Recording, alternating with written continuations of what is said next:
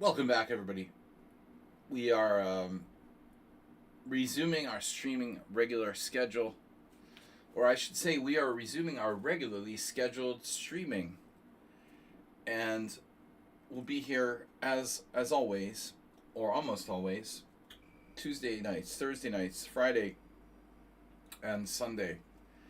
So today is analysis stream, 4 streams a week schedule.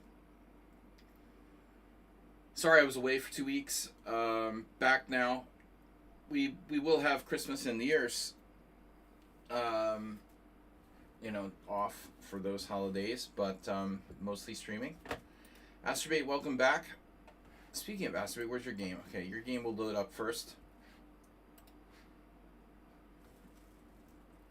I'll wait for everyone to gather.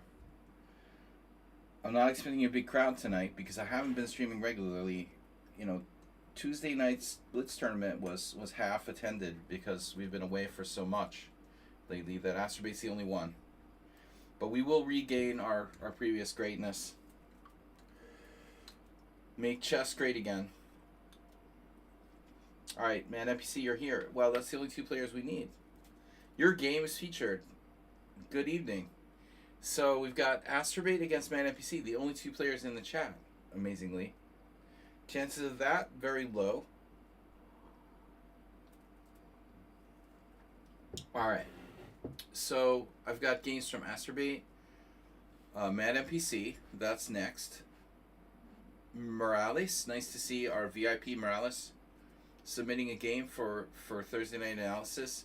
Nefidov also. And I've got games from my away time when I was on my sabbatical to play poker. I've got games from Stedsteg, Mule Skinner, Sung Prism, and Cheesy Noob. And if any of those players would like to change the game, maybe submit a different game that's more recent or something like that, feel free to do so. So what's up? We're going to start here with the Astrobate against Mad NPC. This is from Tuesday's Blitz tournament. Tuesday Blitz tournament, time control 5+3 with Berserking. It's not really a high quality time control. But with Astrobate, it doesn't matter because he plays every game like it's 2-minute bullet. Alright, so Astrobate's white. He's playing Knight f3. Mad NPC, I don't know you too well. Let's see what you do here. So d5. And then white plays c4, the ready. Richard Reti, or Reti Ricard, who was, if I remember correctly, Reti, of course, Reti is a Hungarian name, but I believe that Reti was from Prague. I believe he was from modern day Czechia, as far as I know. But considered a legendary Hungarian player. Alright, c6, the Slav. This is actually not a Slav, but a Neo-Slav. Because white has not played d4, so it can't really be a Slav. What I generally do here, Astrobate, is play e3. That's the number one move. d4 transposes the Slav. b3 is a ready line that's well known. There was this game I mentioned before, Jinji and Tal, I think. Tal, Jinji, dc4, bc4, e5. My very old, one of my first versions of Fritz used to play this against me when it was black. Anyways, but I like e3. Of course, black has lots of options. So you play e4 mainly.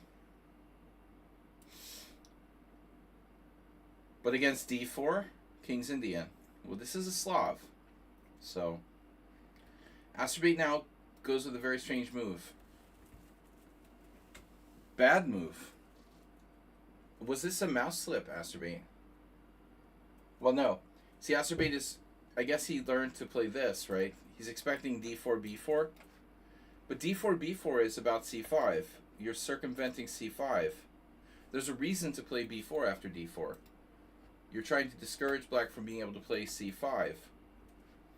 However, black doesn't play d4. Black plays c6, reinforcing his d5. The pressure's still on your c4 pawn, so therefore b4 is a very bad move. He could just take. And after takes, if white could regain that pawn, everything would be fine. Did my stream crash or just you crashed? I'm pretty tired tonight. I don't know. I got to get used to the new schedule. I have bad sleep. But so you're saying your laptop crashed? Your iPad? D takes c4. This is very bad, Asterbait. Or just your position crashed. No, b4 is question mark.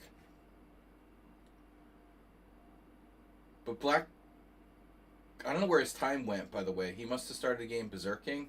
You berserked. Alright. Don't berserk against Asterbait. He's quick. So you should take here. And I don't really see white getting this pawn back so easily. If e3, b5, we could try a4, but it all looks a little bit dubious for white. Twitch crashed. Alright, so b4, terrible move. Black should take, but he doesn't. So by not taking now on b4, on c4, Mad NPC is going to let you sneak into a Polish. This is a bad move because after knight f6, we can now transpose to the Polish with e3, playing a Polish opening with white, which isn't so bad. You know, so long as c4 is protected, b4 is not attacked, white's position is perfectly reasonable now. It's a Polish in reverse. Having said that, I mean c6 or against the Polish is quite a good system. You can set up for a5. I wonder what happens. So if e3, a5, no one's ever played that, white probably just pushes to b5. Wow, the engine actually wants to take on a5. That's kind of surprising. I don't know. You know, I don't know if we can definitively say what white's best move is after a5. Anyway, Asterbait, you have to play e3 here. This is inferior.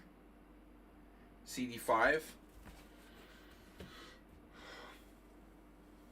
Maybe it's not so bad, but I mean, you're trading a 4th rank pawn for a 6th rank pawn. What are you getting for it? You know, nothing special.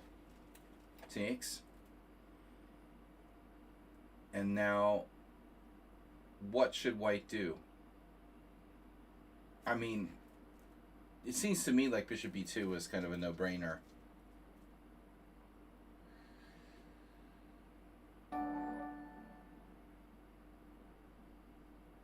Don't take it personally, man, NPC. Asterbait had a bad week. I think this is the only games he won. Alright, so bishop b2. That's best. This move I don't really understand. I mean, your knight is just going to get hit by d4 in a lot of cases. So this is also bad. I mean, we can calculate. If d4, knight b5, and how does this pawn stay protected? Knight c6, right? Now, if white plays bishop b2, you can just completely protect everything. So I guess e3. But again, still e5. It looks very good for black. This is also hanging. All right. Yeah, it's always hard to tell when people are joking. In text speak. So knight c3, very bad. Black reacts kind of passively with a6, though it's still very solid. And now e3. So we have one game where this position has been reached and over the board game. Black played bishop g4, which is perfectly reasonable. So let's see what. By the way, e3 is a sensible move. Again, it's a Polish where white exchanged pawns, and I don't think exchanging those pawns is I don't think exchanging these pawns is beneficial. Releasing the tension.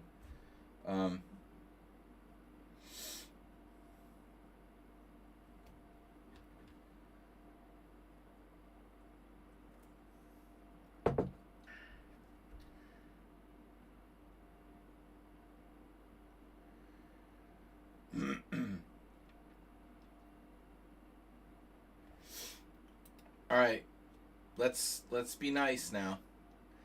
Bishop f5, bishop b2, e6, a3, knight c6, bishop e2,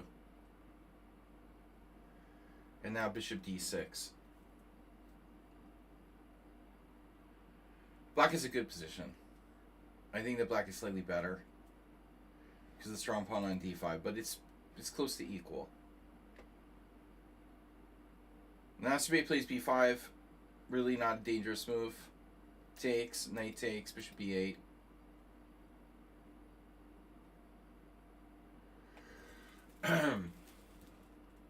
And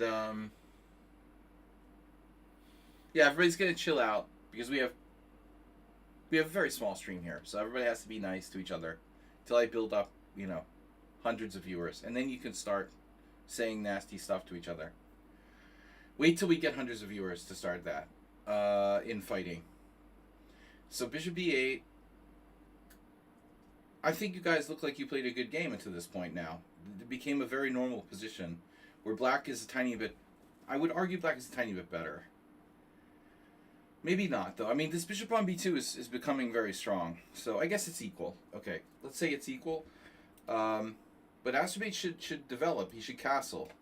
I mean, this is a scary diagonal, but you're going to have to live with that. You can't complete your development if you don't castle here with white. So I don't like this. I mean, the knight on b5 is pretty well placed. I cannot justify moving that knight off of b5.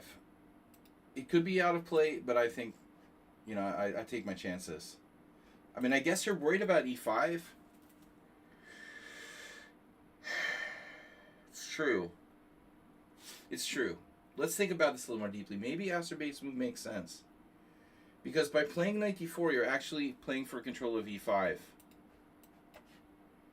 Now, I like the knight on b5, but what this does is if you castle, it's true. Black can play e5. Okay, it's not clear. I have d4, e4, and then knight e5.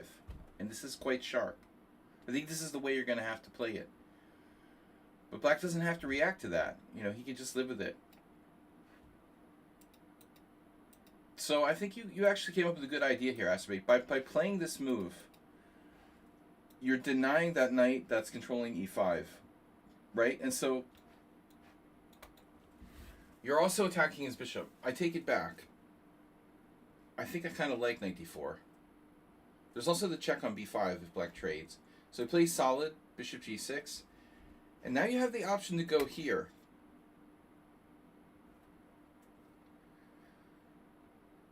While that move might seem a little materialistic, it needs to be considered because it's very forcing. So, I don't know. What does black do? What do you want to say? Like queen d6, right? We can continue to pile up on the c6. That looks very problematic for black. I'm not even sure about bishop g6, to be honest. Maybe black doesn't have time for bishop g6 here. Maybe black should castle and give you the bishop on f5. That might be the better option for black. Because this pin is so strong. I don't think he has time. Knight d4 is a good move. I was wrong, my first judgment. And now bishop e5. This move isn't as good. Now you're uniting black's pawns into one chain. You maintain control of e5, right? But you've also improved his pawn structure. No more isolated pawn on b7. So I think this would have been better, man. You should go for this pin. And if something like queen b6, you can increase the pressure. You can always play like a4. So I think that white is doing pretty well. Knight takes c6, though. This is a concession. You go here, and now black doesn't care about his white square bishop. Shouldn't care about it. But he should care about this pawn on c6.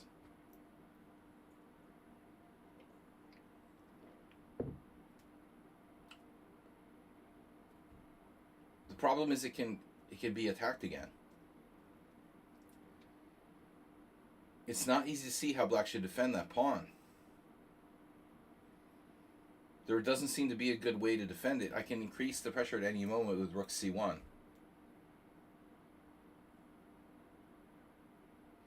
Right, right. Okay. Yeah, I mean, it's a blitz game, you're berserking. Although, you know, for people who play like Hyper Bullet, which I don't, but I'm just saying, 2.5 minutes is an eternity. c5. c5 allows this check, which isn't decisive, but unpleasant for black. So I agree. Okay, his decision to practically sacrifice the pawn is reasonable, given the time control. And now Astrobate, you really ought to not concern yourself too much about the bishop on g6, but winning the material here. Because this move not only attacks the queen, it attacks the bishop on b8. Bishop on g6 is nice, but it's not attacking your king, you know. It's like a Christmas tree decoration over there. It's nice that it controls c2 and b1. Other than that, you know, I'm not really worried about it. I take the pawn. He plays queen b6. And now you have choices. You could go knight e7 check. If he goes to c7, again, you have rook c1, which looks like a good move. Lots of options. So Astrobate, huge mistake here, taking on g6 now. You gave away most of your advantage and the chance to win a pawn. I would say now white isn't even better.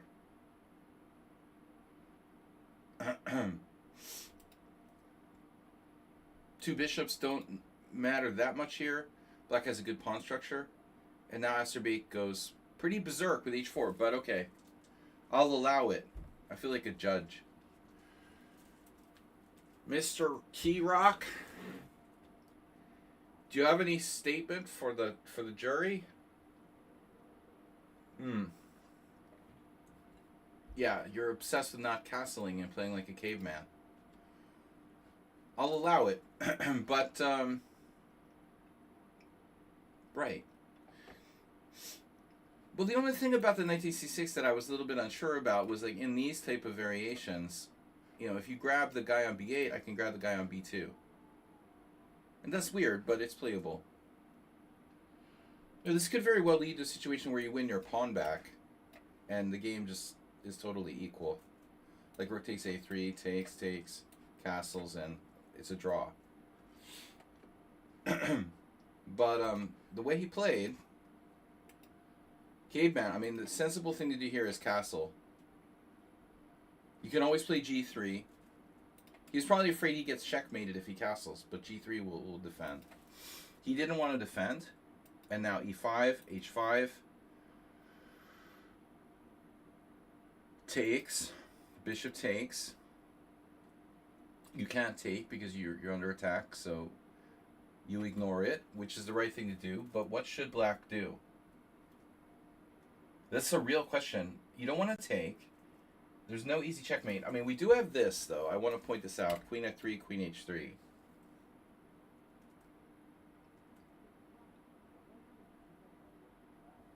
No, I don't think not castling is necessarily a crime. The way it worked out, you know, he's making it work. You know, he can still castle, by the way. But I have a bad feeling about this. But maybe I'm wrong. You know, I'm probably wrong. I mean, d4 shuts down the bishop on b2. I think it's probably not a bad move. You know, the only thing is double-edged because your bishop is blocked as well. You know, now both bishops are blocked. It's bad for your bishop and it's bad for his bishop too. I mean, if we turn on the engine, it's going to tell us the position is like equal or something, right? Black is better by half a pawn. See, but it doesn't play d4. But again, like you said, it's a berserk game. Okay, d4, you're berserking. Remember, black is berserking. White is not. Rook c1. I'm here to analyze chess games, though. I don't really care too much about the time control, though it is a factor. I objectively want to focus on the chess. So we generally don't do a lot of blitz games in analysis. This is one of the fastest games, you know, we would normally go over. Normally, Astrobate doesn't play blitz. He plays like classical, rapid, Now d takes e3. I don't like this for black because, you know, you just played d4 and it's blotting his bishop out. Now you're letting it free again. But honestly, if I was white, I would consider taking the other way. I guess there's a check here on a5. Maybe that's an issue. And now, boom. That's a good-looking move.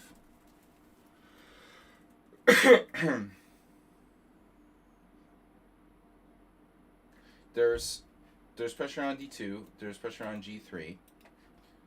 If white castles, there's the fork here, which is kind of awkward, right?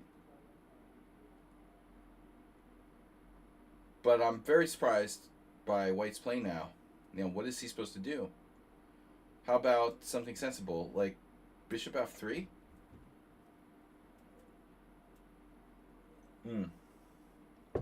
This looks pretty logical. If knight g, I guess rook h3, and now you can choose between several different moves. Knight f5, queen g5, I guess queen g5 or even e4. Actually, e4 is pretty awkward. But check this out. Do we have anything for white? Oh yeah, no, e4. Some weird stuff going on here. I mean, even queen c2. It's an interesting position now with the white bishops being kind of active. So, but Asprey doesn't find that. He plays rook takes c6. I don't like this move. Too many pieces are loose. This is loose. This is loose. This is weirdly out there. There's a fork at g3.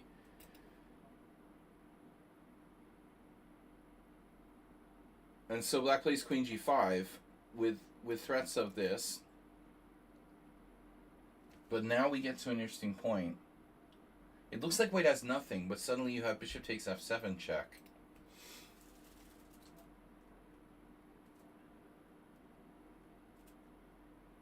Is this a bluff, or does this actually work?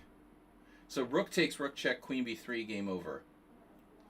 So black has to take with the king. Wow. So see that? That's beautiful. If rook takes, rook check. Rook back, queen b3, black's done. Very beautiful shot. Only possible because of that rook on c6. But he can take with the king.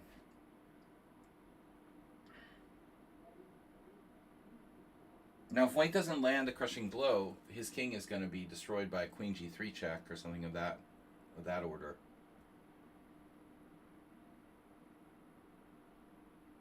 But isn't queen b3 check pretty strong here? He holds off and doesn't play it right away. I think that's the move, right? You should play queen b3 check right away. Black only has 2 squares.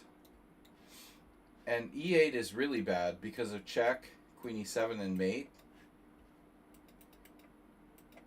And e7 is just as bad, or worse.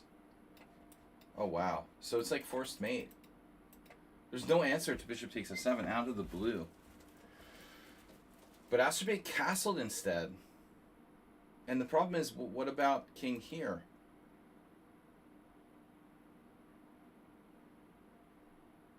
The real question is, how do you attack him on the dark square? See, Mad NPC has to see, like, the light squares are very weak in his position, but the dark squares, this bishop is nice, but it's blocked there, blocked there. He doesn't have access to, like, bishop a3. So if you go to e7, how is he going to get you? That's the problem. And I think I don't think it's necessarily refutation, but I don't see anything better than rook takes rook, king takes rook, queen f3 check, attacking the knight, and then knight f6. And now we can win a rook with rook c8 check, and queen takes a8, winning the game. So it was winning either way, it looks like. King g8, okay, queen b3 check. And we're going to win the rook on f8. And we're threatening mate in 1. So it's over. Nice. Nice finish. Okay. So that's in the books. Again, we will restate that this was a fast game with one side berserking. It's not like a high quality time control. But it was a nice tactic, Azerbaijan. Alright. So who else is here? We had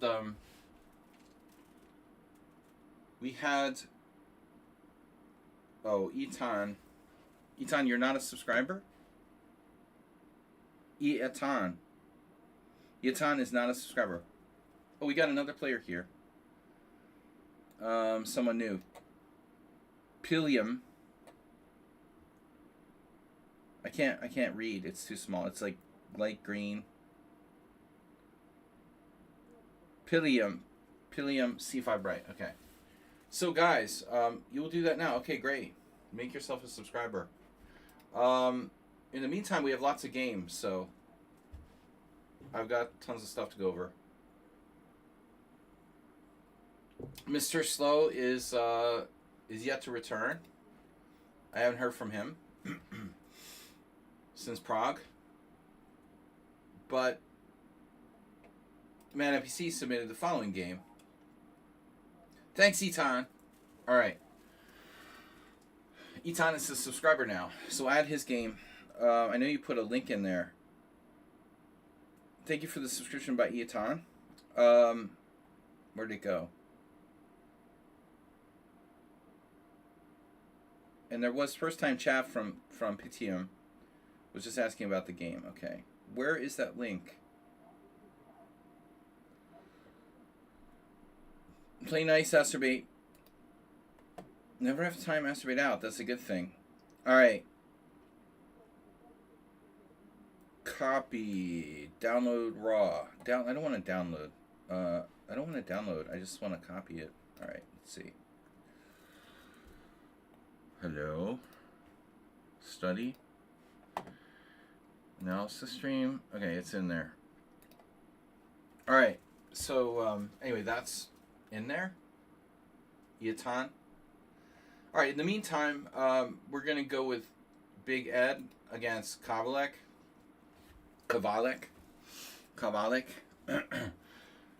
Yeah. I played Edward Gufeld twice, and I was lucky against him. I beat him once, and I drew the other game, and I was black and the Sicilian in both. Very proud of that. He was real mean, real angry when he lost.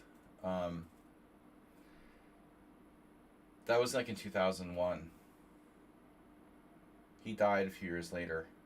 There was this guy looking for his games, like collecting his games for a book, and I couldn't find my games. Somewhere in the archives. I never played Kavalek though. Kavalek lived in the United States.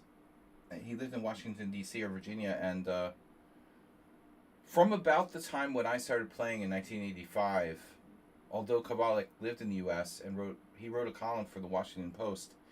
He even put one of my games in the Washington Post once. I never even saw him in the flesh. He basically quit playing serious chess at the exact time when I started playing tournament chess. Whereas Gufeld, continued to play into his older years. So other than the column for the Washington Post, Kavalek never played anymore. How's the what? How's the chessing? Well, I'm getting back to chess. I have been away for 2 weeks.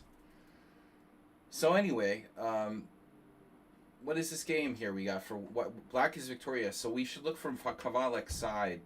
Kavalek was a stronger player than Gufeld. I believe,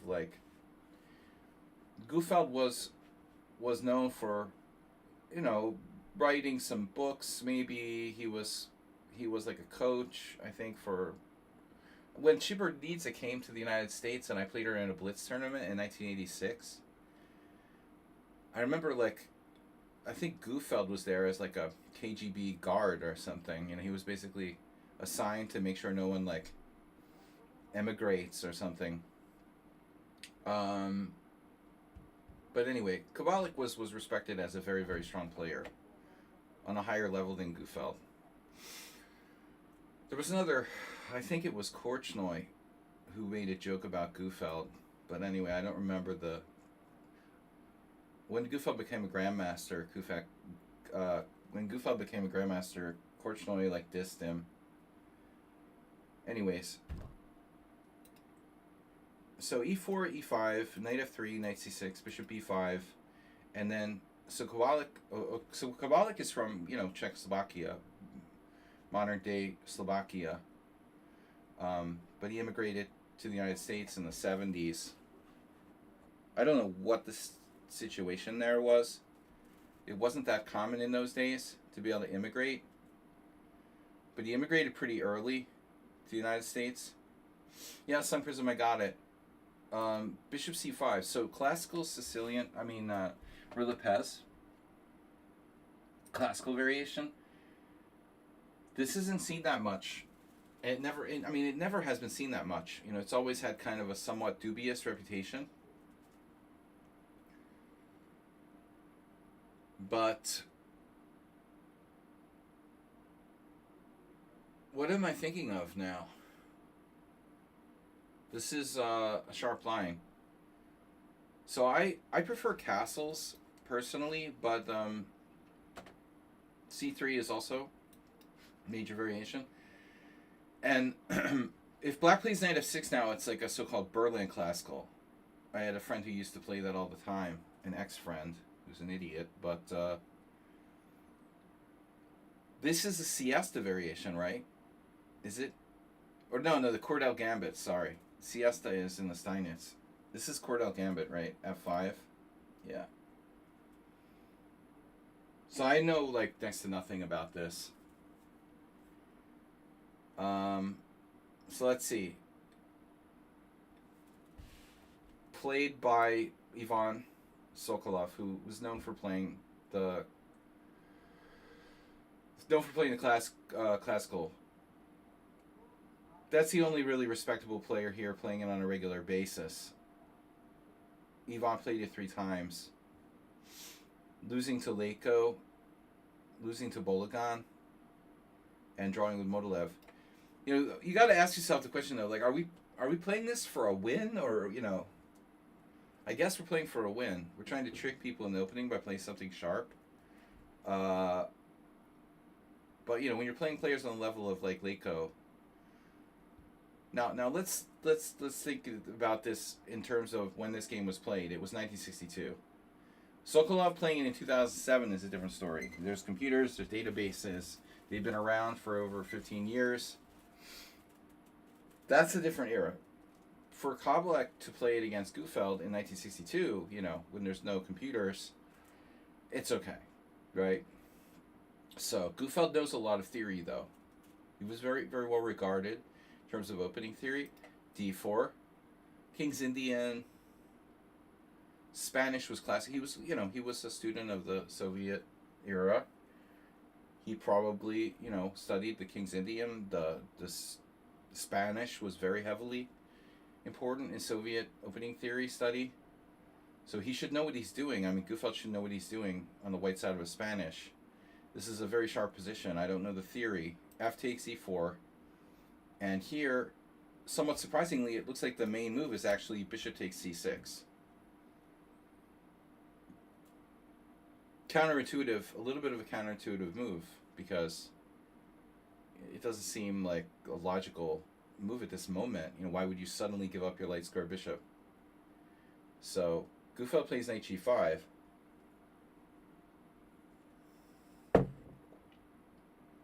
So what's the idea with knight e5, by the way? What I'm not understanding is something with queen h4.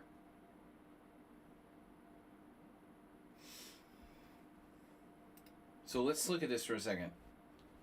Knight takes e5, knight takes e5. Oh, I see. So queen h5 check is some kind of bullshit that's not good. But white can play just takes. And this is what I was wondering. What happens after takes? Now we play c6. Now the bishop has to move.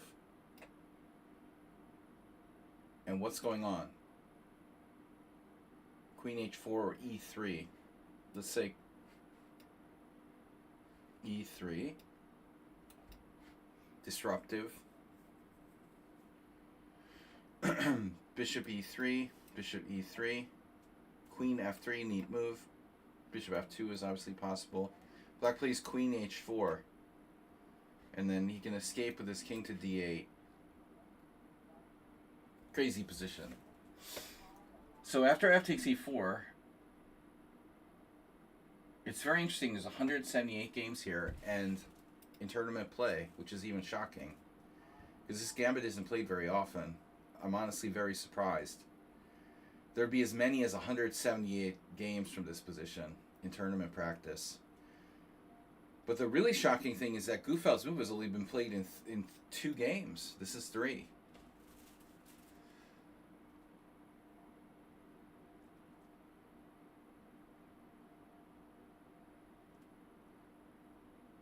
So, what is White threatening? You know, exactly. To take on e4? Not very scary.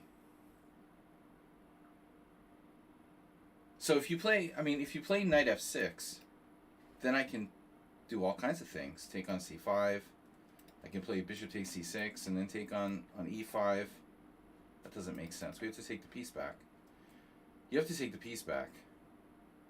This doesn't make sense. I can't play knight f6. I'm losing a piece. Duh. Alright, so you have to take on d4. It is Benjamin versus Hebert. This doesn't look scary for black, though. Knight takes e4, bishop e7. It doesn't look that scary. It looks like black might be okay. Of course, what about his king? Let's see what Joel did. Castles. This game was played 1 year before I started playing over the board chess. d5. Benjamin was quite young. Queen h5 check. And now Hebert did king f8. Well, this could be like World Junior.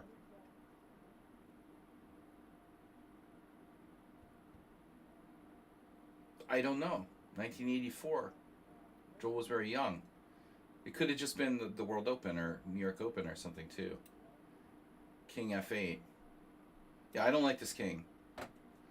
Alright, so that didn't happen in this game. After knight g5, so Gufeld plays knight g5 and Kowalik plays bishop b6. This is a bit more ambitious than taking on d4, I guess.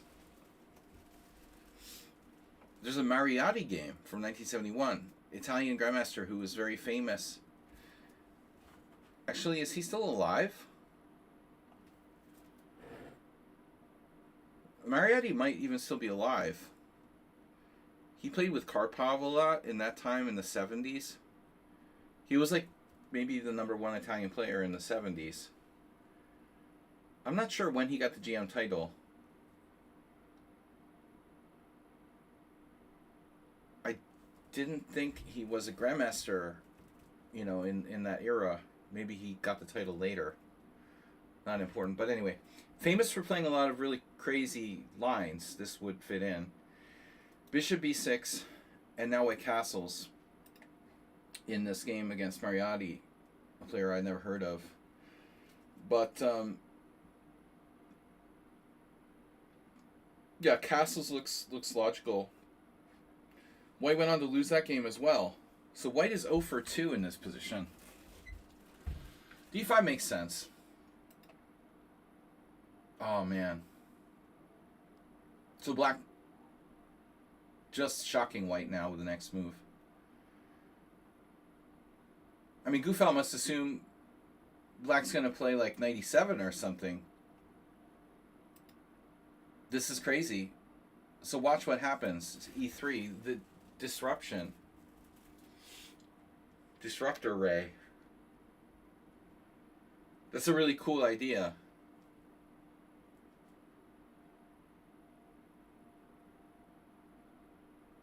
Wow. Home analysis? Well, I don't know. Personally, when I face this opening, I like to castle. A lot of people do weird stuff, like they'll go here, I don't really know. That doesn't seem that good.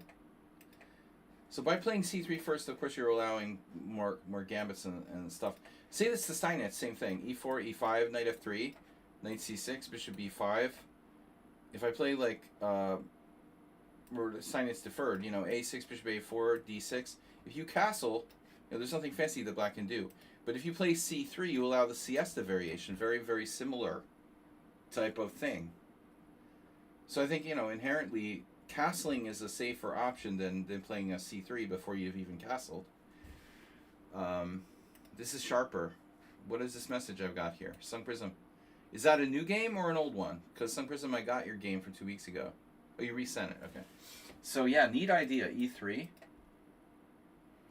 And I'm getting a headache just looking at this. Obviously, you have Queen H5 check. There's G6. So, suddenly white, he could take here, but then black just recaptures. And we're going to get our piece back. Either the bishop on b5 or the knight on g5. One or the other we get back. So white,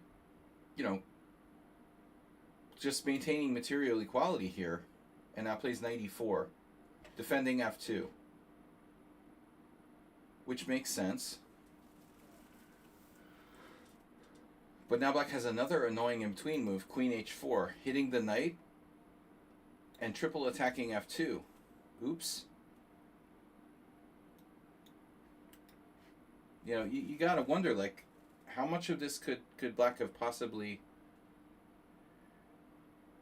How much... Yeah, I thought knight takes e5 was decent.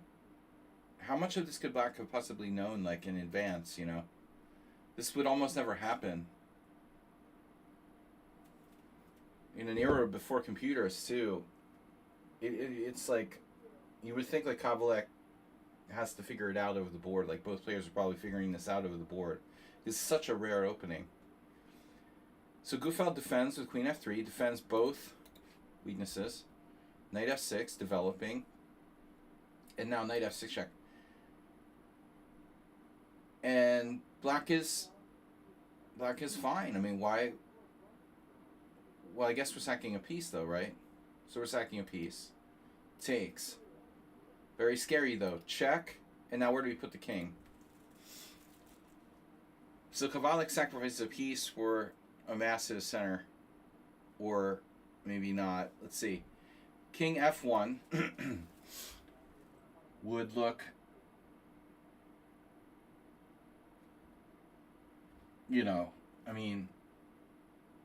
it looks like the safer option.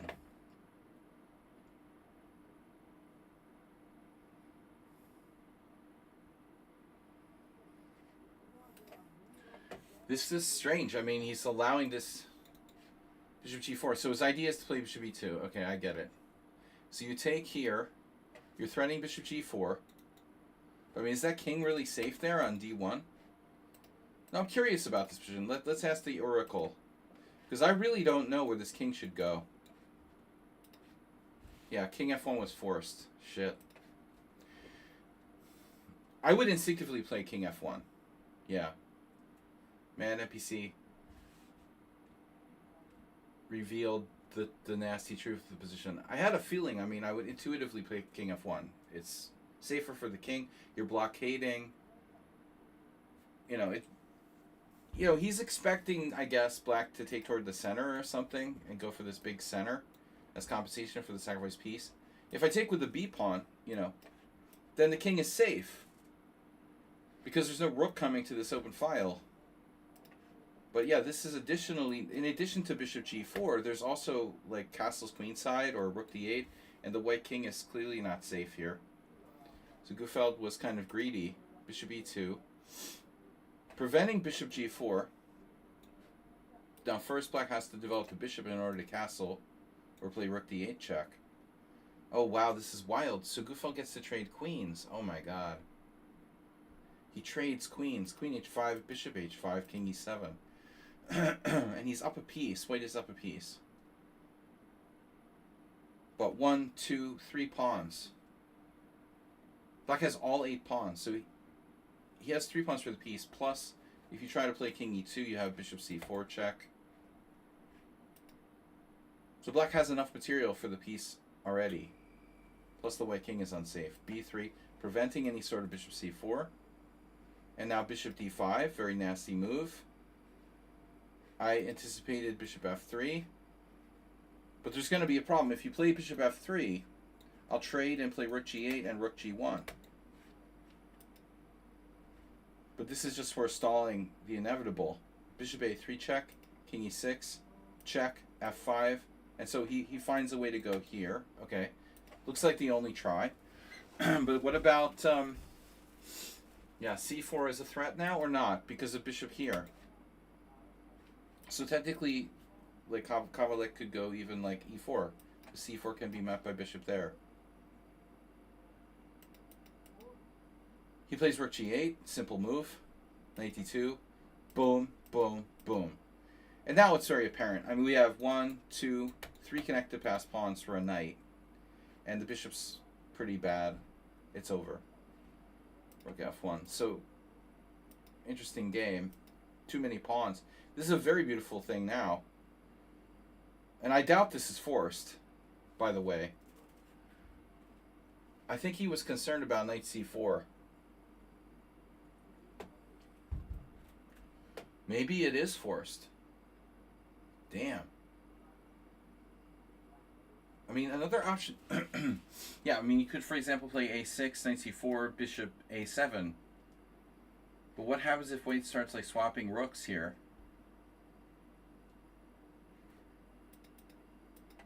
This is brutal. He sacks a rook on d2. Oh, my God. And then the two connectors with this, and then this. Wow, that is impressive. Very brute force. Very beautiful. And another surprising move, rook g5. You would never expect that here. It's weird. Rook g5 is kind of a weird move.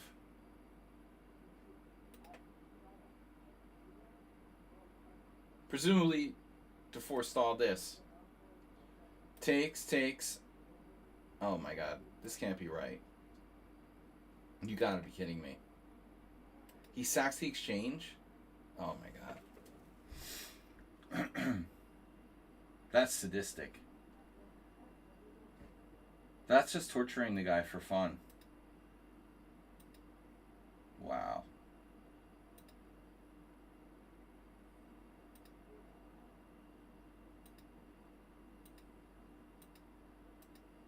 Beautiful. Yeah, it looks almost composed. Czech American Grandmaster. Former number 10 in the world.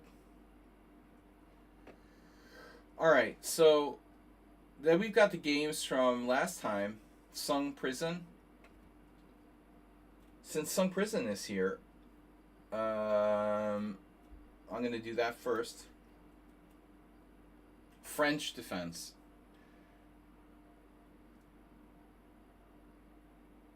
I'm assuming that Sung Prism is not playing white in the exchange variation of the French. As he likes the French. And what kind of French defense player would play... Didn't Nigel Short do that once? What kind of French defense player would play the exchange variation of the French with the white pieces for a draw or something? Oh no, move 11. No random game submissions. Guys, don't forget to subscribe. Good to see Morales back. Our first donation for the World Senior Team still hasn't arrived. I think my donation link is broken. Move 11 with random game submission. That's what we like to see. Random.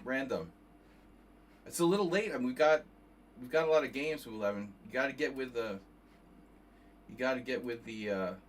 the schedule here. Alright, copy. Probably the last game I can add for today. The Very Strange Learning Chess, or what's his name? The Power of the New, who isn't a subscriber, always sends me games. It's very weird.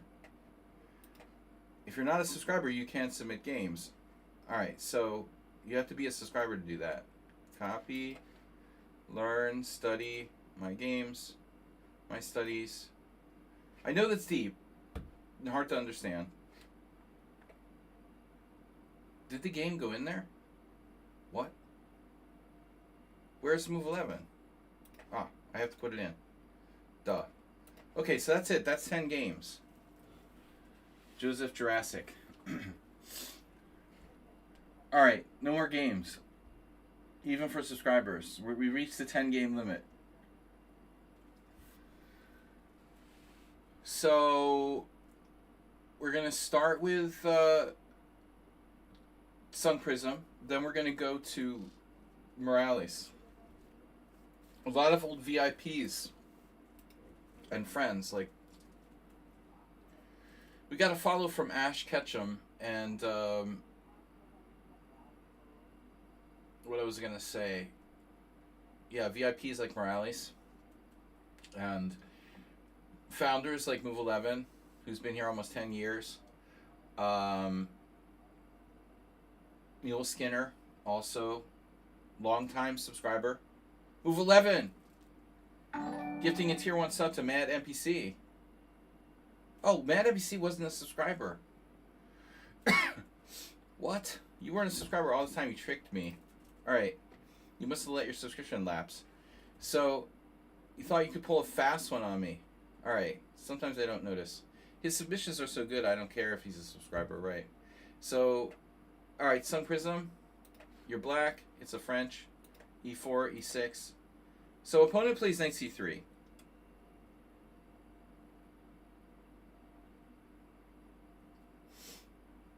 Now here, if you play something weird like, I don't know, Bishop B4, I would imagine all kinds of shit can hit the fan.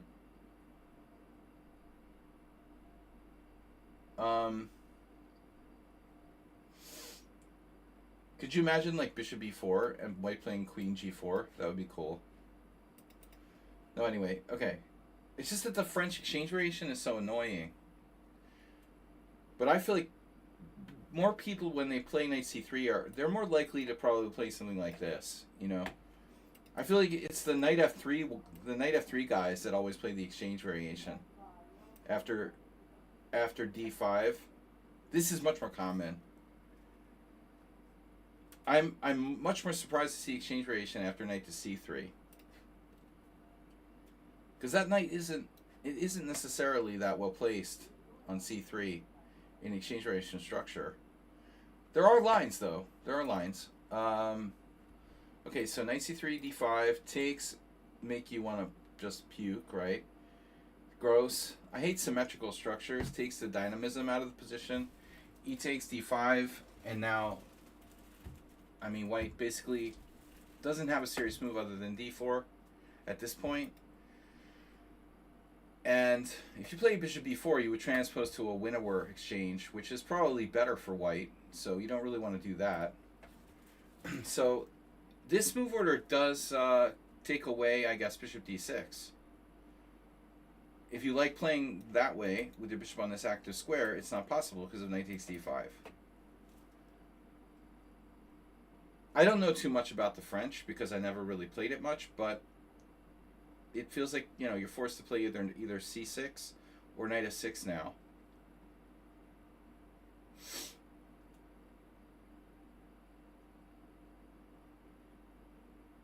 I know there are some lines where white will like put the queen out here.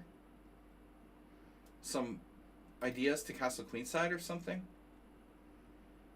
c6. You see there's a few games with like queen f3. It's really weird. I remember this game, the second one on the list. This was very strange. I was playing in Hungary in an open tournament. Unbelievable. That was 8 years ago. It seems like yesterday. 2017 was 8 years ago. Okay, that's fucking disturbing. That's really disturbing. Because it was just yesterday, I was like standing there watching Rapport play the exchange variation against Almashi's brother, Istvan.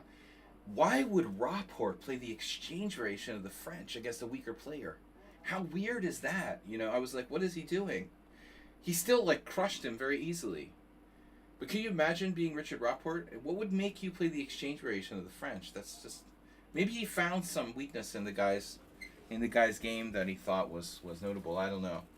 I just thought it was a funny way to beat a weaker player by playing like he was mocking him or something, you know?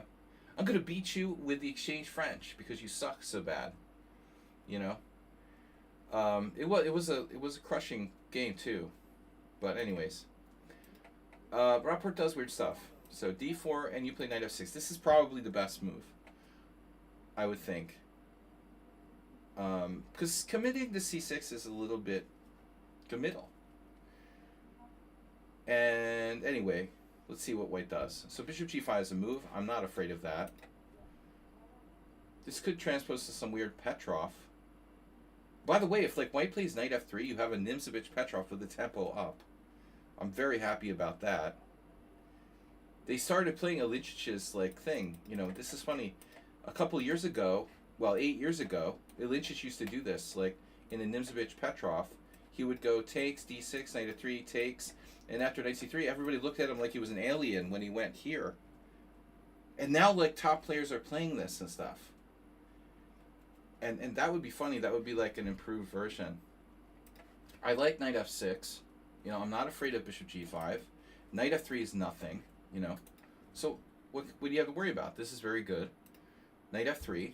So you're a tempo up in an Ilinčić, Nimzovich, Petrov. You have a free move, you know. And so Sun Prism here plays h6, which is extreme, an extreme prophylactic free move. It's a cowardly move, but not necessarily a bad move. Can you look at that? Look at that. Bishop d6, bishop e7, c6, bishop g4, bishop b4, bishop f5, knight c6. No one has played h6 except for Sun Prism. But you know what's funny about that? It kind of makes sense. You know what this is? It looks like... it's almost like you're playing the exchange French with white. You could play c5, not with bishop b5 check though, probably. Scared of pin. Yeah, but I think the pin is overrated, Sun Prism. The pin is overrated, but of course it depends. You know, you don't have to be scared of the pin if you're going to play bishop e7. The pin can be annoying if you have to play bishop d6. It depends on where you're going to put your pieces. I don't think h6 is a bad move, but it does feel a little bit slow.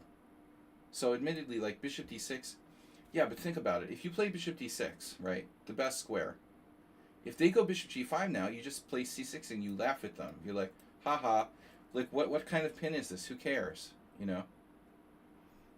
I mean, you can't take d5. What are they going to do to like increase the pressure? Look at that. Like, white hasn't won a single game. I mean, it's a small sample size, but still. I think the pin is overrated. It's the same thing in the Joko Piano, too. Pin is a little bit overrated.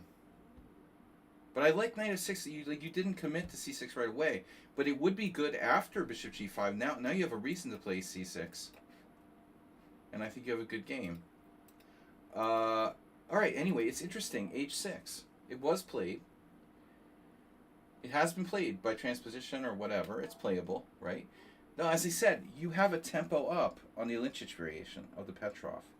h6 is an extra move in a slightly dubious variation of the Petrov. Are you going to regret h6 because you can sacrifice a piece over there? But I mean, white's next move is it's an atrocity. Is white playing black? White is playing black, and you're playing white. The next move is an atrocity. This guy should have his chess license taken away. Bishop e2. What are you doing? You can't do anything with that. You know? That's the worst move ever. He's being black. He's taking away his knight's only maneuver, also. His only way to get his knight in the game from c3 is to like maneuver it through e2. Like Joseph Henry Blackburn. Can you imagine doing that? That's sick. Oh my god, he played bishop e2. So he has to play bishop d3. He's afraid of the pin. The quote of the day is, I was afraid of the pin. He's afraid of the pin too. He's afraid you're going to play bishop g4. He's so afraid of bishop g4 he played bishop e2. It's, this is the Arsenal fan panacea move. I'm saying if I say Arsenal fan enough times, he'll be like the Candyman and like show up in the stream. I'm not afraid of the pin, you know. In fact, I welcome it. Famously, Blackburn did like 92. And that game always, like, it left a lasting impression on me, you know. To allow this intentionally is something well, my theory anyway, Mad NPC, is that bishop g4 is always bad in all like double king pawn openings. Because fundamentally, you know, you normally have like a dark square pawn chain with black. It's usually black's like good bishop. Now this is a little different because it's a Petrov type of structure. Now we have a light square pawn chain. Theoretically, that is our bad bishop. If we go by the central pawns, it's not that ridiculous, you know, to play bishop there. But I think the pins are overrated. But this is a terrible move. Because after bishop e2, what is White going to do? The only plan he has now is to try to do like knight e5. I mean, but that still would be, he would still be better off with his bishop on d3. Bishop d6. White is white and black. I mean, black is white and white is black. Castle, castle. And now rook e1. Well, that's great, right? Great. You played rook e1. Wow, look at the scope that rook has because your bishop on e2. Black to play. I mean, you have to watch out for this knight b5, man. Didn't he have that last move?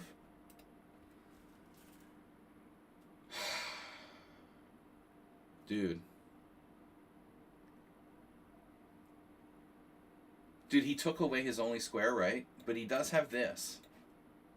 Sun Prism, you're in trouble here, bro. In fact, maybe he should play knight b5 right away. What are you going to do? Oh my god, you got to give him your bishop? Or, no, you live with the... You got to live with the... You're going to have to live with the face hugger on a6. Bishop f4, knight a6. That's disgusting.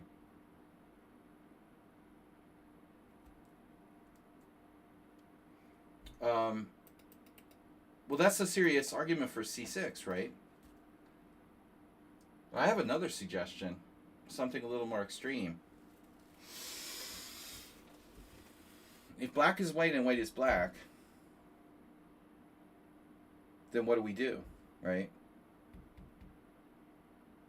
I mean, if this is like a Godiva variation or whatever, we play c5.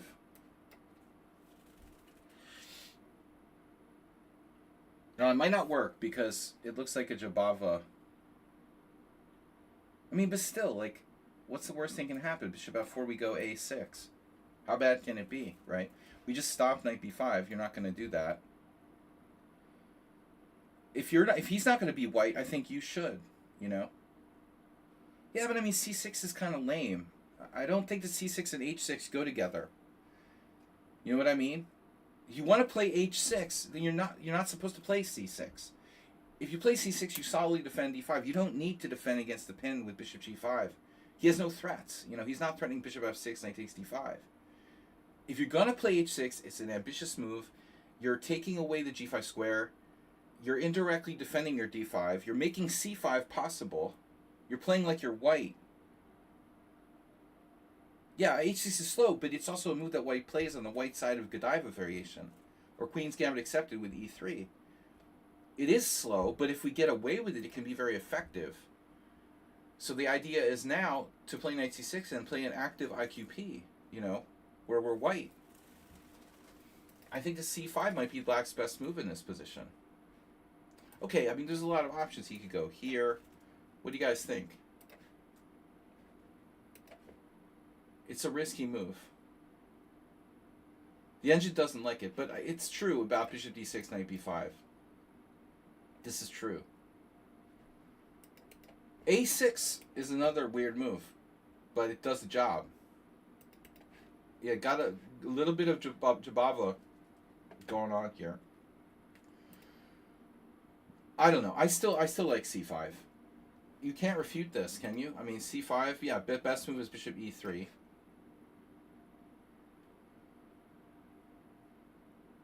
I don't know. I mean, I like playing IQP positions. I don't mind. c4 or takes. It's possible. It looks like it's a little too ambitious. All right, so c6 is solid. a6 is interesting. He misses knight b5 altogether. And I think at this point, a6 looks reasonable to go for c5. But it is a bit slow. I just don't like this knight b5. Yeah, so c6. c6 is fine. This move is really lame. Bishop b3 super lame. Giving you possible exchange sacrifices on e3. What's our plan, though? Now you played bishop f5. Fine.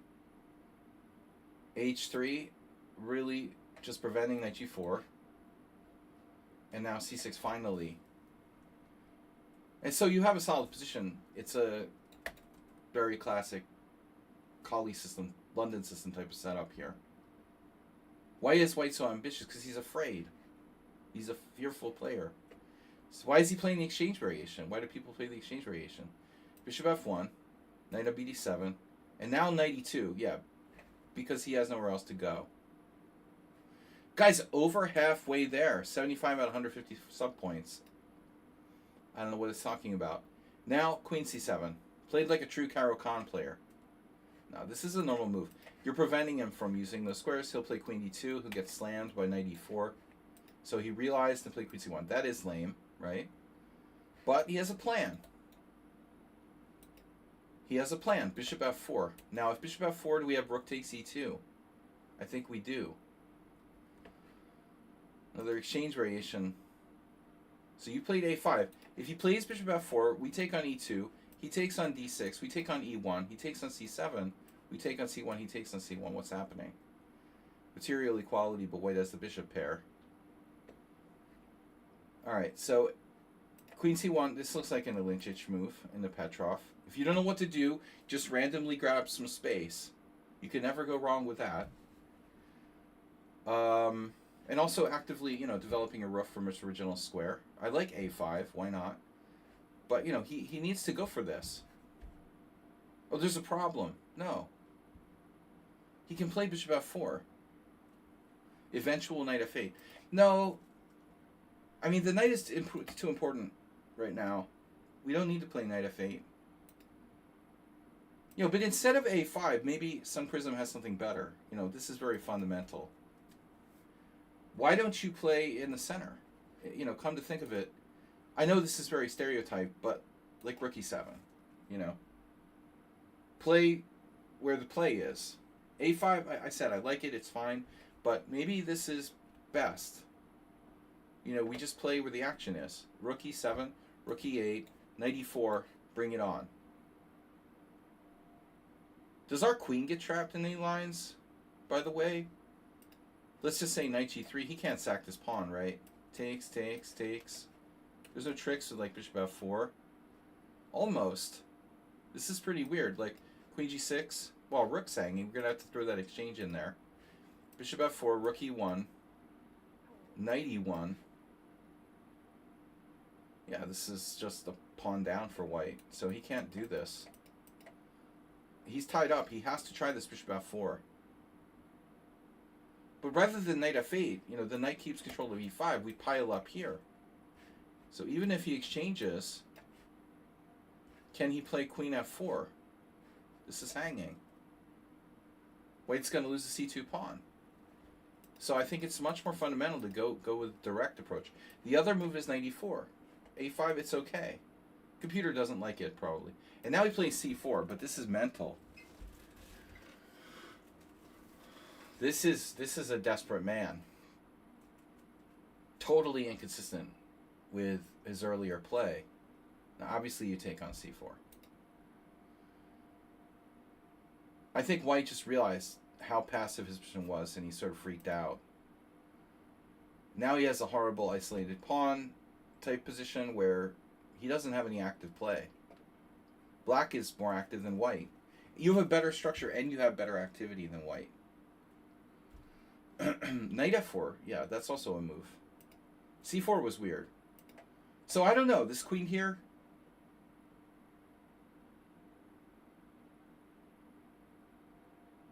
It's not like black is winning here. a4. It's hard for white to do anything. here. Okay, what's the plan? Well, now we get a4 with tempo. And now he's gone back passive again. And then here, obviously, dominating this. Yeah, you're like plus 1.4 in this position. Also, this might be nearly winning. Oh my god, yeah. It looks like you're playing a computer on a really weak setting or something. That's what it feels like to me. White is like a computer on handicap mode. Mr. Coffee, our moderator, one of our longtime subscribers, he likes to play the computers on handicap modes. But it's hard to make computer programs play realistically in handicap. It would take a lot of money, I think, to really develop a realistic handicap computer, and the money just isn't there, to put the kind of work that would be required to develop something like that. So that's what it looks like, though. A3. Oh, you played A3. I thought it was his turn. He played bishop D2. You played A3. Sure, why not? And now you should probably take. But he allows you to seal in this weakness on A2. And now you played rook E7, which is question mark according to the analysis bot. Such a natural move. Rook E7 is like the most natural move in the world. What could possibly go wrong? Well, you missed a winning move, right? There's nothing wrong with rook E7. What do you have? There's just no answer to knight B4. You're threatening knight C2. He can't drop the A pawn. And if he takes, he's screwed there too, right? Takes. This is game over. I mean, knight E4 at a minimum. So it's not that rook E7 is a mistake. It's that you missed the winning move. Oh, knight E4 was even better. What's wrong with knight B4? Oh, it is good. Well, okay, they're both good. Knight E4, wow. I mean, it's not that obvious. You're threatening some combo of knight takes D2, bishop B4. I think this is a little easier to see. Anyway, moving on. You made a natural move here, but I think you were kind of inconsistent. You started playing over there, and then you decided to do the central thing. But that A2 is a goner. Here. If you let him trade pieces, I don't know, but this A2 pawn remains a weakness. You don't want to swap too many pieces here. So I would expect knight D5. You can never be too careful about blockading the enemy isolated pawn. Bishop H2 check is apparently strong. Oh, that's nasty. You have some follow-up with knight E4. But like you were saying earlier, knight D3, check here, knight E4, knight D3.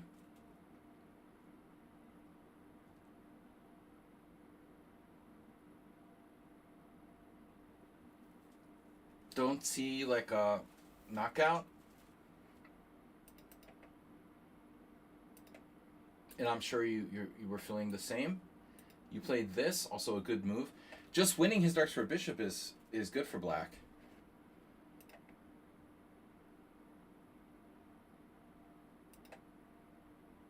And you have a concrete threat here of knight takes f2, kind of a cheapo.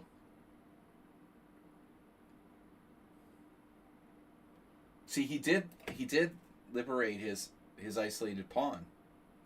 Interestingly enough. And you're kidding me. So he ends up with a shot based on G7 because you allowed that pawn to liquidate. Wow. That's very instructive. So what is the computer going to say? You're supposed to play here C5 or something? Then there's these annoying moves. Bishop E5.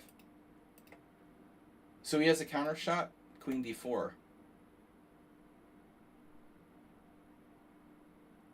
I'm honestly not sure, though, because knight f2, queen d4, knight h3 check, yeah. So, yeah, that's what happened. Queen d4, knight h3 check. You have to. But he can move his king. That's the problem. Wow. You got caught not calculating accurately enough. And I think it's really fundamental that you let that blockade go, you know. I would have preferred to put the knight on d5 rather than e4. I do think that sometimes blockading the IQP can be like a kind of malignant sort of, I don't know, dogmatic thing that a lot of people overrate. But still, in this case, you're using the e-file. The knight's on d5. You're not blocking your pieces with knight e4. Plus, I really like that knight b4 thing, attacking the pawn on a2. So you got caught here, calculating incorrectly, or not calculating, and now to play f6. And so you end up sacrificing a piece, like unintentionally. You have bishop e4. Bishop e4 wins what? A third pawn for the piece. And black is black is objectively, you know, what, better here. But who knows? Maybe white's okay at this point. You had screwed up. So after this move, you played bishop c5. So that pawn, be careful. There was this one game where one of my teammates, he was like crushing his opponent a few years ago. And just the pawn it was an IQP where it just kept coming. It was ridiculous. Just once and again and again. And like it advanced like devastatingly like 5 times. Well, 4 times. But anyway, never know when d6 might hit. Queen f4. And now bishop e4. But you're not necessarily threatening anything. So he takes. And there's a funny move the computer points out. This is a decoy. So it ended up being that you had only 2 pawns for the piece. And the worse your opponent's position got, the better he played. I hate that, you know. Now he's like a genius.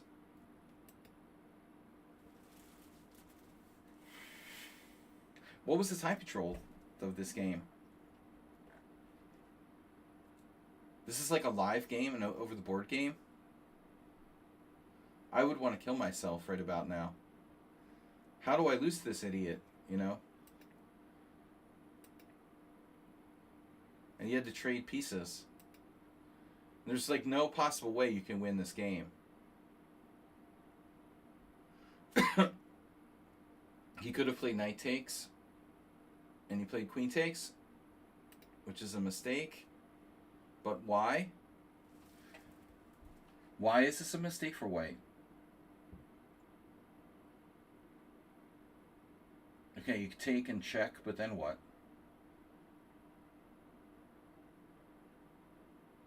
Okay, it's just an inaccuracy. It's not so bad. Queen e2. Knight h4. The knight's defended, okay. Check, knight takes. Queen takes a2. And so now, obviously, white should at least have perpetual. Check, check, check, check. And nearly mate. Check, check. And now he gets greedy. We'll never get to 5 subs. 1 tuna sub. Turkey. Italian. I'm hungry. Move 11. I didn't have time for dinner, guys. Just had a coffee. Okay, we got Insed, Aravin, Sanizia, Pocacello, and a Praying Mantis who was back recently. Thank you, Move 11. Guys, speak up in the chat. I want to get some interaction with the viewers. I want to get more interaction, so I'm just not lecturing you guys. This should be more interactive where people are asking questions. We need like... I need like a sort of student teacher in the chat room or something. Okay. So he has a draw and doesn't take it. At this point, he's screwed up so badly that you got to be happy with the draw here, man. I mean, you have 3 pawns. One of them's on the 6th rank. And the guy doesn't take the draw? I mean, obviously, like, check. You know, you can try to walk out, but I mean, it's really dangerous. This is almost certainly a way. Actually, it's perpetual right away. So anyway, he's just greedy. He plays knight f4.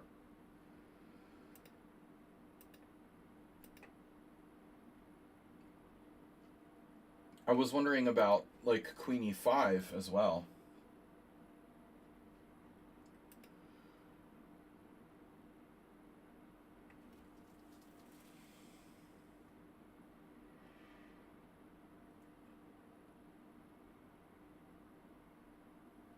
Yeah, so queen e5 is best here. You played a2, and I guess it's a draw. So he gets greedy again.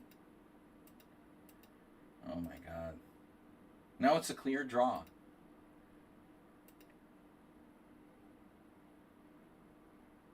He doesn't take the draw. Oh my god. So you missed queen e5 check, presumably. But I mean, can you even play a1? Does he have a mate here? It's just a perpetual, isn't it? Like if you play a1 queen, it's still a draw. So that makes this doubly dumb. You know, like why would the guy not take the perpetual? You can queen and it's still only perpetual. He still can't win. You know, it's ridiculous. He plays this. This is suicide. No, I don't know. Queen c3 check, queen c2 check. This looks very hard to find. You're very lucky if you won here. a1 and it's still a draw. King h8 check. So he takes your queen. Oh my god, he doesn't take the draw. So what's the point, you know? Knight f8 check, king g8, knight e6 check. Yeah. That's the point. Draw is draw. This is really a comedy. And then you're winning. Unbelievable. Unbelievable.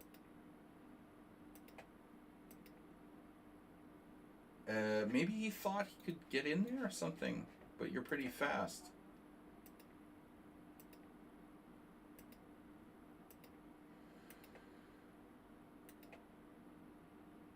You're 1, 2, 3, 4, 5. He's 1, 2, 3, 4, 5, 6, and you got the extra pawn. No, it was just irrational, you know, honestly. All right, let's move on. We got a lot of games to get to. Thanks, Move11, for gift subs. Somebody one day is going to donate, but I'm happy with the gift subs. Guys, I'm going to the World Senior Team Championship in April, the second half of April, in Albania. And we've got 4 months to raise money, because that's a pay your way. It's going to be a good tournament. I hope to play board 2 for USA Team 2. Oh, this is Rapid Pool. Hype Train, gift subs or cheer to level up. All right, where was I? Morales. You said Morales? Morales is a long time VIP. So he was nice enough to submit a game. E4, C5, knight C3. This is his specialty. Closed Sicilians. He's very good at attacking closed Sicilians. E6. I played this against him myself with black a lot. Now he's willing to do like hybrids. You know, he doesn't stick to just the closed Sicilian. Against E6, knight F3. And so what does black do? If you play knight C6, you get bishop B5. So the guy did what I've done a lot, which is A6. But I think that, and I told Astrobate this today, there's obviously nothing wrong with what Morales did here, but G3 is always good against A6. And the same applies in reverse. G6 is always good against A3. If they play A3 against you in the Sicilian, you play G6. If they play A6 on the black side of the Sicilian, you play G3. So Morales, I'm sure he also plays this move. He ends up playing it anyway. But I'd like it immediately too. So D4, But technically, this is a con Sicilian now. The thing is, like, black doesn't have to play b5, right? Although b5 is the modern, this has been popular for 20 years. Queen c7 is. I mean, knight c6 is also a move. But b5 is the more risky continuation, but I think this suits Morales. Because he likes this counter fianchetto setup. Yeah, queen c7 is more solid. I agree. That's the way that Paulson intended to play the Sicilian, you know. I trust that move a lot more. I mean, b5 is aggressive modern line. And usually it goes like bishop d3, queen b6. This has been popular since 2000. When I was a kid, I don't remember seeing that played, but at some point in the 90s, early 2000s, it became a standard. Anyways, b5, g3. You know, g3 is not the main move. Bishop d3 is the main move, but this suits like Morales' style. Here, bishop g2. And now, you know, so the question is, what should black do? Well, white isn't threatening e5, so you could play knight f6. Black needs to get developed. You know, queen c7 is a horrible score. Look at that. You know what's going to happen? I think it happened to me before. But if white is fast, you know, castles, rook e1, and then queen on c7 can lead to like knight to d5 type of sacrifices, or just very strong sort of knight d5s. Even with the knight on f6, actually. But this is very slow. You know, I don't like d6. It looks awkward. So black has to be really, really careful here. You know, b4 is not a panacea. Jones, Vityugov, look at that. Adams, Kasparov, 1997 was a different era. But Jones, Vityugov. Morales is prepared for this. I had a game like this with him where he did do something like this. We had a game very similar. Player, Sparklehorse has black. Sparklehorse has black. Nope. Nope. Nope. Yeah. Okay, so we had this twice. Can you guys see that? It's cut off on the screen. But there's two games. I was twice black against Morales, and I lost one and drew one. One is from 2020 and one is from 2021. I lost the blitz game and drew in probably a simul game, classical. But I played knight f6 in all games here. Alright, knight f6 is the best move.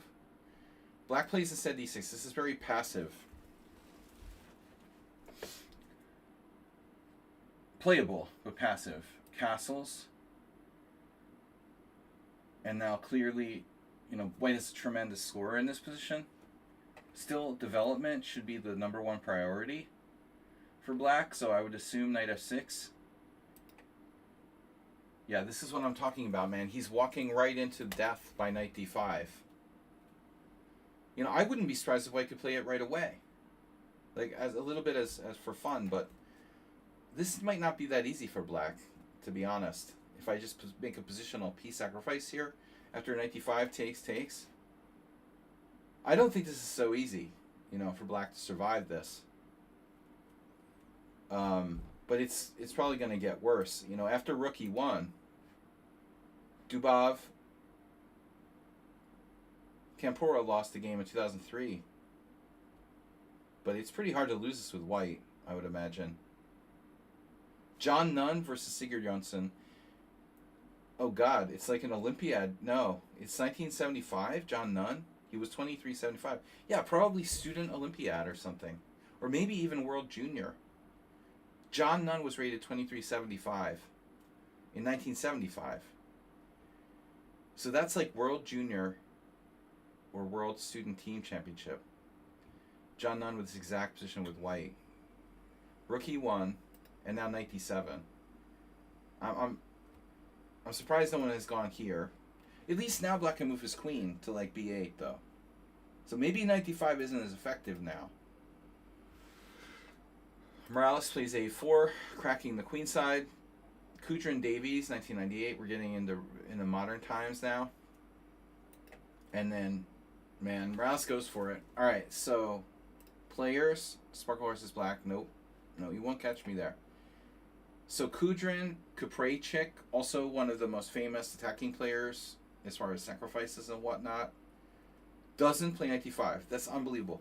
Kupraychik doesn't play 95, but Morales does. Unbelievable. Kupraychik in 1988. This guy loved to sacrifice pieces, and he doesn't do 95 here.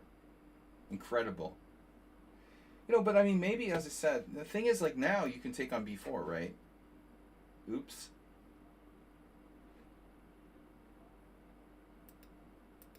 Yeah, I mean, it's an offer you can't refuse now. I mean, what are you going to do? Maybe queen c5?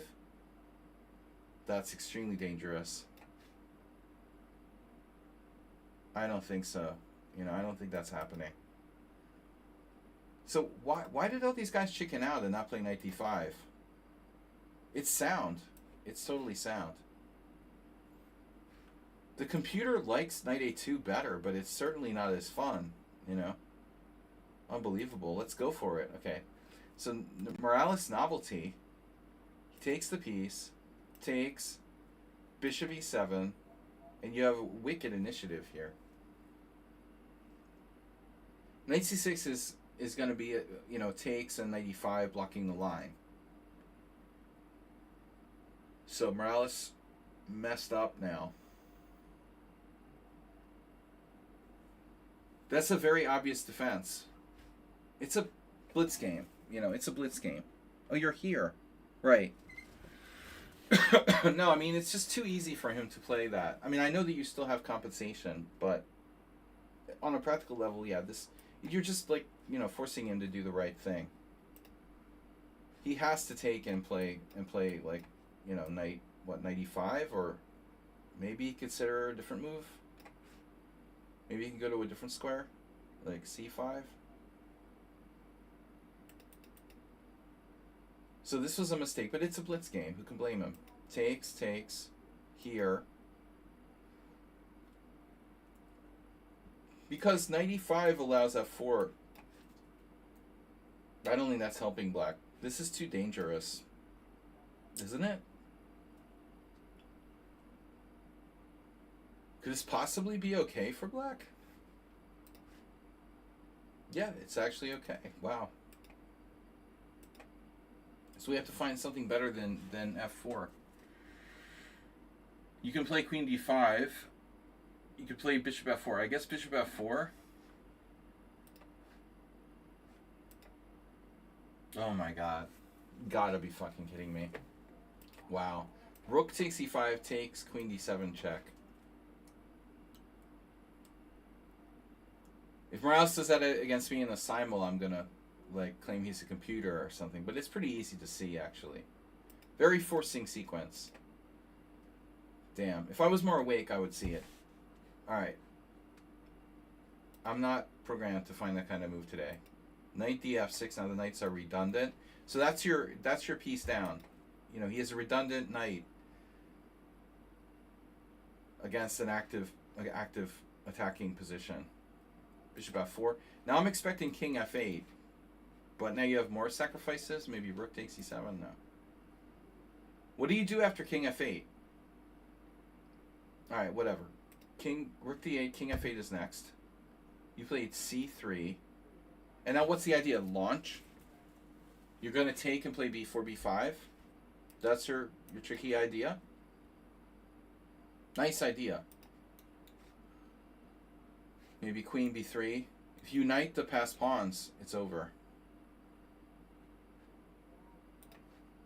You knight the white. You knight the right rally.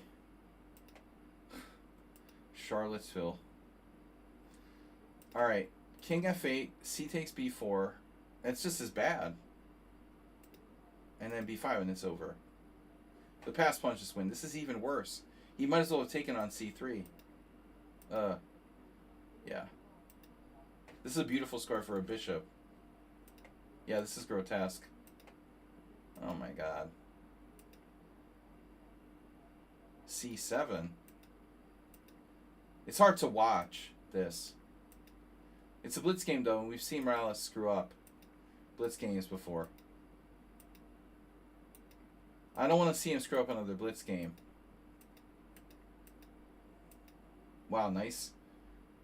Nice move there. Oh. Okay, we got to do something better for black here. Rook c8. Nothing's going to save black here. Can he play knight to d5?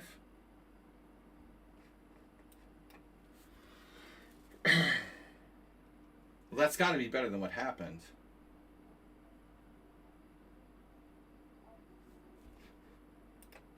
It's still lost. It doesn't matter. Yeah. This is just over. Okay. So the typical Morales game, very nice. Very nice. You know, it is amazing that none of those guys like Kuprejcik went for knight d5. But it's almost as strong as knight a2. But I mean, that's what you do. Black, it's so hard to play these lines. Yeah, I've lost similarly against you. Alright, so next is Nefyedov. Nefyedov, where are you? Where are you? Welcome back, everybody. We're going to be streaming regularly, so keep the donations flowing. Chess is fun. Nefyedov, this is from, what did you play, Nottingham? Nottingham Forest? No, Newcastle under Lyme. It's Nefyedov versus Newcastle. He was drinking some brown beers after the match. Alright, we're playing e4. Black played the Scandinavian.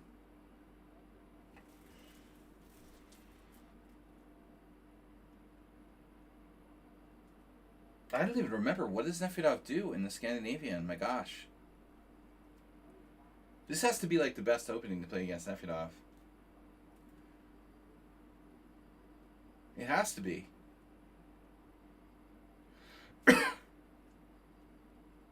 And for whatever reason, I always forget I can play the Scandinavian. Queen takes it better than knight f6. And then I just want to mention knight f3 is fine too.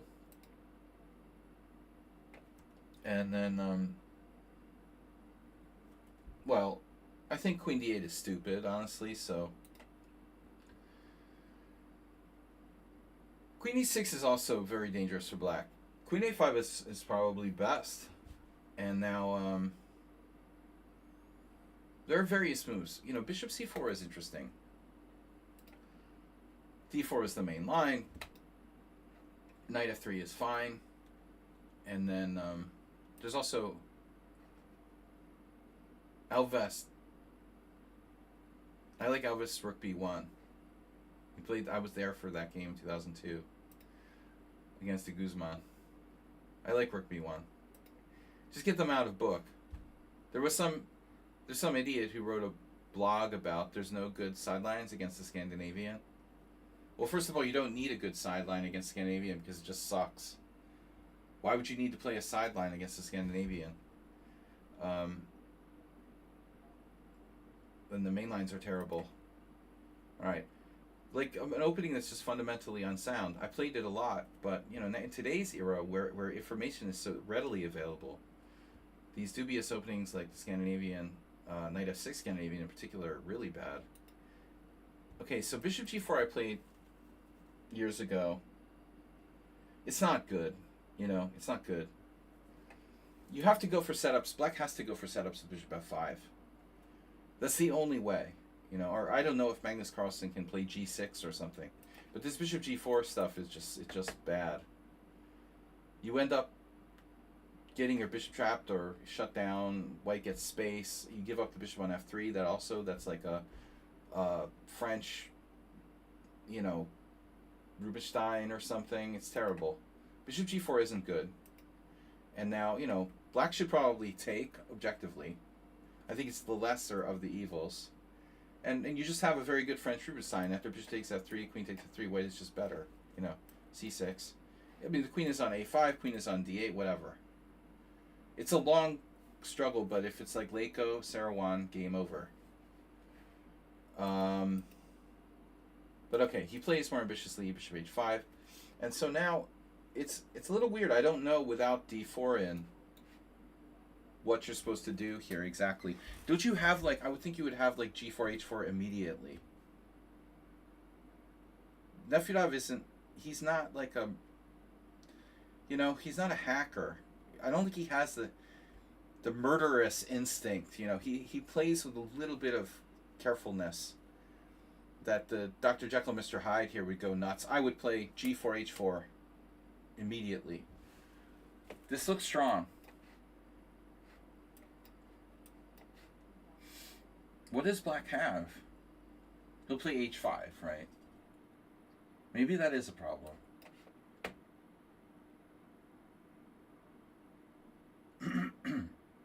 I'm not convinced, What if we play d4, allow him to take, and then go here? This is getting kind of weird. He goes back to h5. Alright.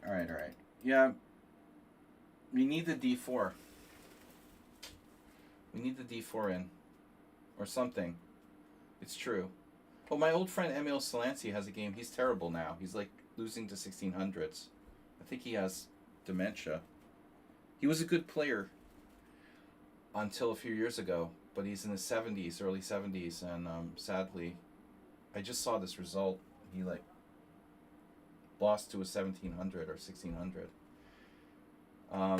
Here he beat Namazzoli, another IM, in 2017, but Emil could still play in 2017. I took him to Zalakaros, where the Rapport played that exchange French, and he was giving some trouble to some really strong young champions. He could still play. This is 8 years later. He's lost it. After bishop g6, what else can we do? Queen e2. This is an interesting move. Maybe bishop takes e2, d3, bishop a4. That's insane. All right. Shibernidze, 1985, bishop g2. Who played b4? You gotta love that move, dude. I have a question. Does this move allow black to play allow white to play h4 now?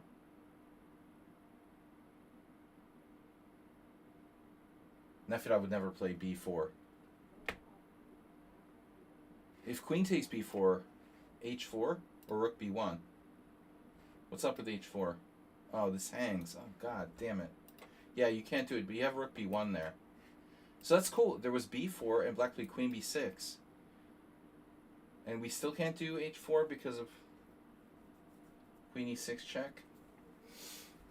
This is very interesting.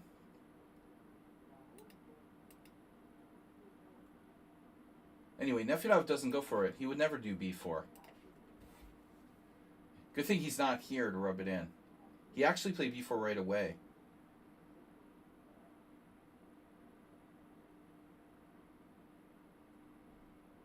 And we transposed to these games. Two Hungarians playing black here, I know. Both of them. Beaten them both. Queen b6. And now what's the idea? So you play g4, bishop g6, knight e5? Or we just go bishop g2? Just go bishop g2. And if c6, knight e5.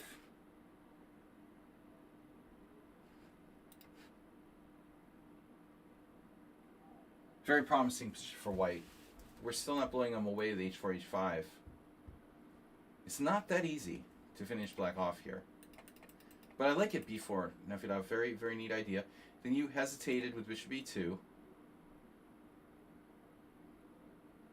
This isn't really a gambit because, you do immediately get the pawn back. I didn't expect it from you, though. I'll be honest. You're not this kind of winging out those b pawn moves. Bishop e2 is okay. It's a solid novelty. A little bit too careful. e6. Castles. And then you're going to play g4 after castling, which is weird. Black plays knight f6. You transpose to Richard Forster versus antenna. And Naiditch Kusanyuk. Wow. That's crazy. So Naiditch in 1999, Naiditch was only 24-25. I remember seeing Kusanyuk in Isle of Man that exact year. She was just a kid playing the Isle of Man Open. But she was playing very well already. I didn't realize Naiditch. Yeah, Naiditch was a student of, I think, players I knew. Work with players I knew. Where's Naiditch's stream, by the way? Alright, so Forster, Stefanova. A3. Nefedov too careful. So they both played Rook B1. Yeah, why play A3 if you can play Rook B1? You must have heard the rule. Pawns should protect pawns, not pieces. That's what Nick DeFermian told me. So if you follow Nick's rule, yeah, Morales, Nefedov is right. A3 is better. But Rook B1 is more about development. Paul Morphy. Alright, so A3's novelty, a little too quiet. Nefedov's like, he's like me. He's like herky. How do you say herky jerky? Like 1 minute very aggressive, the next minute kind of like, you know, he can't quite get it together. He's careful and like aggressive at the same time, but mixing it in. Like one move very aggressive, the next move very quiet. Next move very aggressive, next move very quiet. First it's A3 and then it's G4. It's almost like you're two people. I'll do this a lot where I analyze my own games with the computer and I just know it's going to criticize me. But it is funny to go castle kingside, put your bishop on E2 and then play G4. Because ultimately this bishop would be better here for pretty much every possible reason. Protect your king. Gufeld would approve of bishop G2. Bishop G6 and then knight E5. The problem is, of course, if you take on G6, you're going to have a problem with the H file, and you need your bishop on F3. Oh no. The queen. It's a time to play C6. There's a time to play C6 in the Scandinavian. Oh no.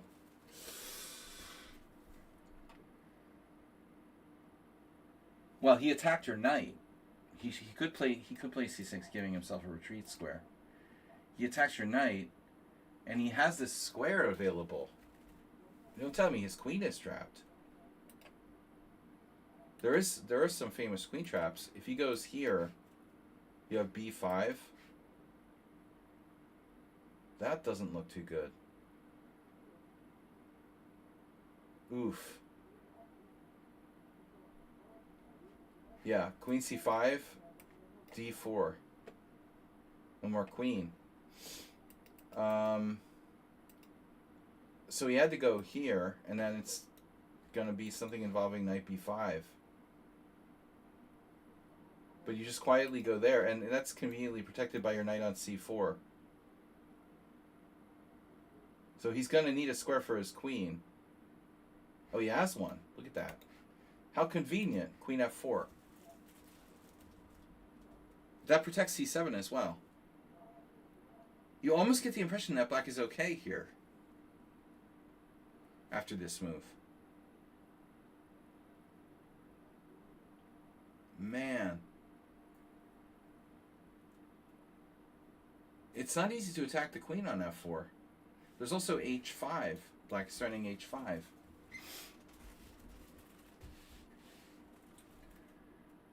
So Nefedov with a cheapo. Another cheapo. Threatening bishop C1. That's nasty. You're threatening bishop C1, trapping his queen. So he has to play C6, giving himself retreat squares. Bishop C1, queen C7. And so we just end up in a position where it looks like you have a bit more space, but it's basically some kind of weird Slav. Actually, Nefedov, I can see you playing black here. Just pretend it's the Slav. You know, everything's okay. Isn't it? Wow. I don't know. There's some issues, man. I don't think we're threatening F5. Once again, the Edward Gufeld bishop on G2 would probably be superior. We're not threatening f5 yet. There's also knight to d5. Maybe that's not so good for black. So he plays h5. I like that move because he opens up the h file. You don't have f5. And he gives his bishop retreat square in case he gets trapped. You know, so it looks actually okay. It looks like black is potentially going to castle queenside and be okay. Oh, white offers a draw. All right. Always take the draw when Nefedov offers a draw. Just kidding. Nefedov offered a draw. That's a sure sign that Nefedov doesn't think he's winning.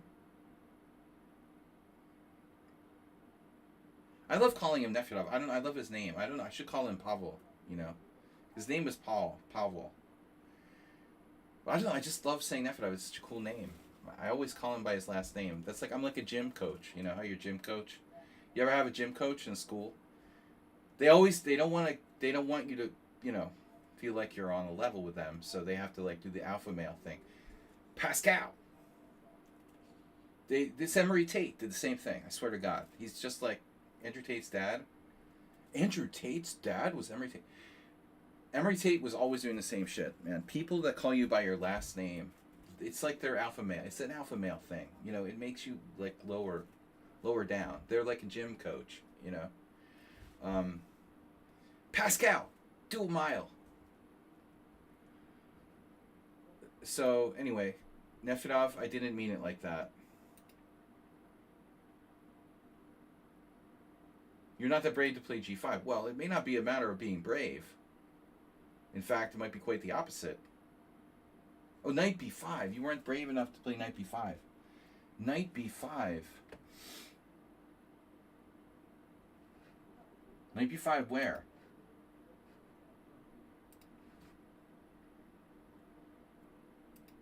When could you play knight b5? Here?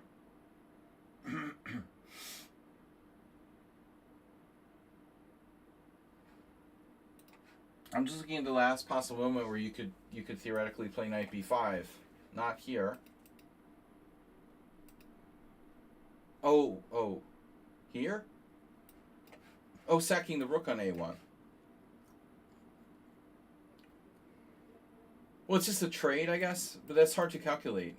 No, you had already kind of messed this up. It was all very inconsistent, but black still was not like winning.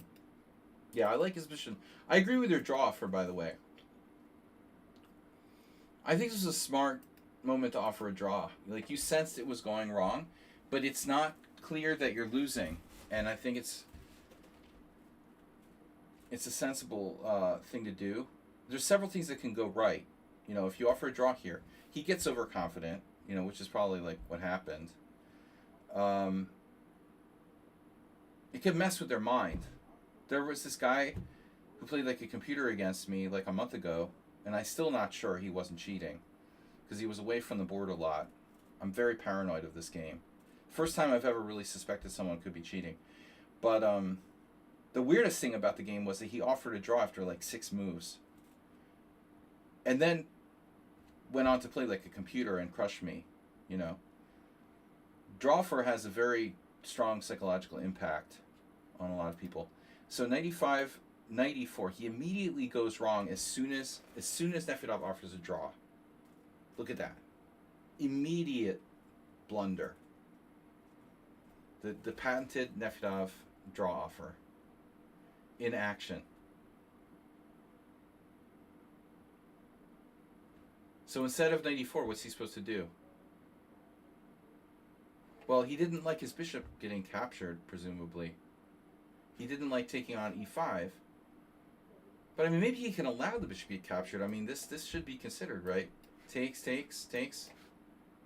I mean, how clear is this? Because, like, who the hell knows what's happening after something like g5? I don't know, you know? He's clearly better. But he freaked out with 94. You know, hoping that he could, like, avoid getting his pawn structure mashed up.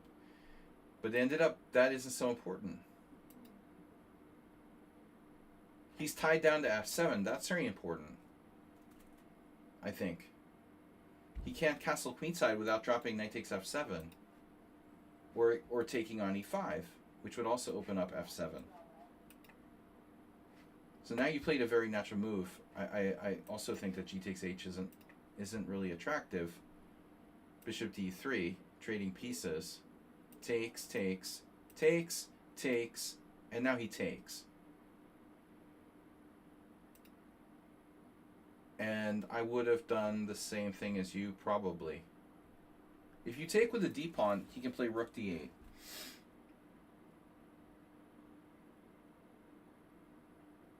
And then, okay, you have c4 if rook d5. But you wanted to put pressure on f7 to prevent him from castling queenside, presumably. It looks like a good move. This looks like a good move. It looks very sensible. And now black played g6, which I don't understand. Maybe someone can figure this out for me. Why? I mean, black has a problem with f7, but why is black playing g6 now? I don't understand this move. What the heck is g6 about? Time pressure? Why would anybody play g6 here? You could castle kingside. There's always castle kingside. It's not pretty, and you're probably going to get checkmated on the h-file, but you might be able to break out with f6. I don't know. But I mean, g6? What is he going to do? King f8, king g7? What the hell is g6 about? I do not understand this move, not even vaguely. Maybe Nefedov can clue me in.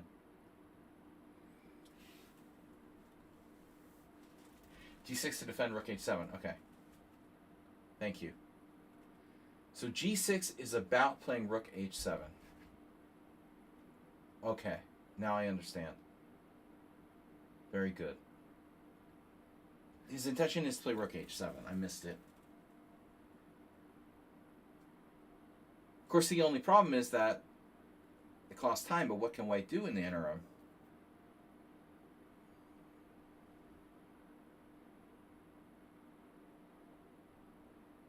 It doesn't look like you have anything, you know, like you can do. You need one more move. You would need at least one more move to generate a serious threat here. You couldn't find anything. You played bishop d2.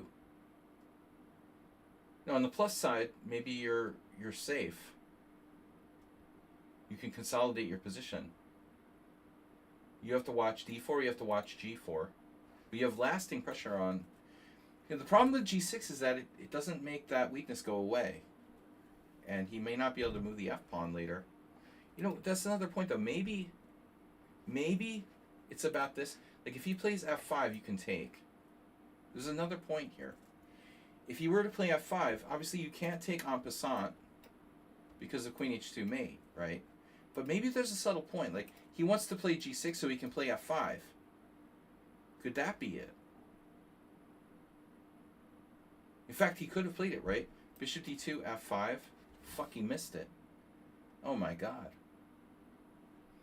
If he plays f5, bro, well, that's his whole problem. He played g6 as a brilliancy because it supports f5. Can you stop f5? You need to stop f5. So bishop f4. You went to the wrong move. You went with the wrong move.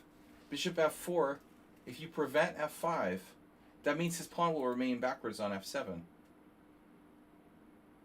Oh, Nefedov. You missed it as well.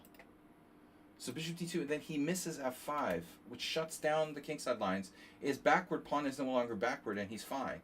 He can safely castle queenside. Possibly even put his king on f7 in some lines. He misses it. Unbelievable. And he plays rook h7. Wow. f5. And now Nefedov is just better. Oh no. Oh no. Now Nefedov's going to grind him down with a space advantage. Rook h7, rook h7, rook h1, rook h1, king h1. Torture time. Queen d8. He's looking for the d5 square. We don't have c4. So you think he's going to go with bishop g5. What about this queen d5? It's not a problem. I mean, you're not in any danger of losing, but can you win? You know, is the question. You're just going to, like, let him play queen d5? So it turns out you had king h2, queen d5, c4, which I also missed. It's better than king g2. He misses queen d5 check. Are you kidding me? This poor guy. He had so many chances. This is also a natural move, I admit. c4. So he manages to trade off his good bishop for your bad bishop. That's quite an achievement. And it's still objectively a draw. But he has that problem. You also have a problem, but your king is better. So you can torture him here. Okay. Still, it's a draw. Nefedov would have drawn this with black, probably. I'm never beating him here. If Nefedov was black, it's a Slav. I'm never beating him. Ugh. Bruh. Is that the worst move ever, or what? Queen d7. Squeeze me. Why not queen g8? Or queen e8, you know? I mean, what would make you choose d7? I mean, you could play queen h4. You could play queen b6. Queen h8. Queen e7 at least, right? At least we'll try to, like, keep our queen on a square where it has some mobility. But he puts it on d7.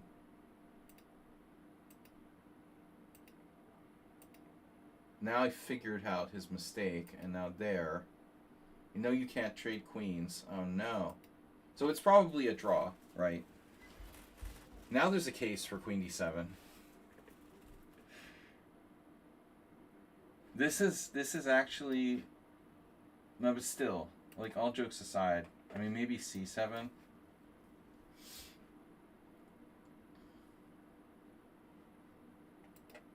This is the sneaky queen b7. No, I want the king to go to b7. It's probably still a draw, but he trades, and he offers a draw here. With that pawn on f6, I think it's safe to say that you're not losing.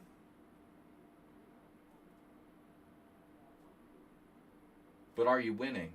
You know, that's the question.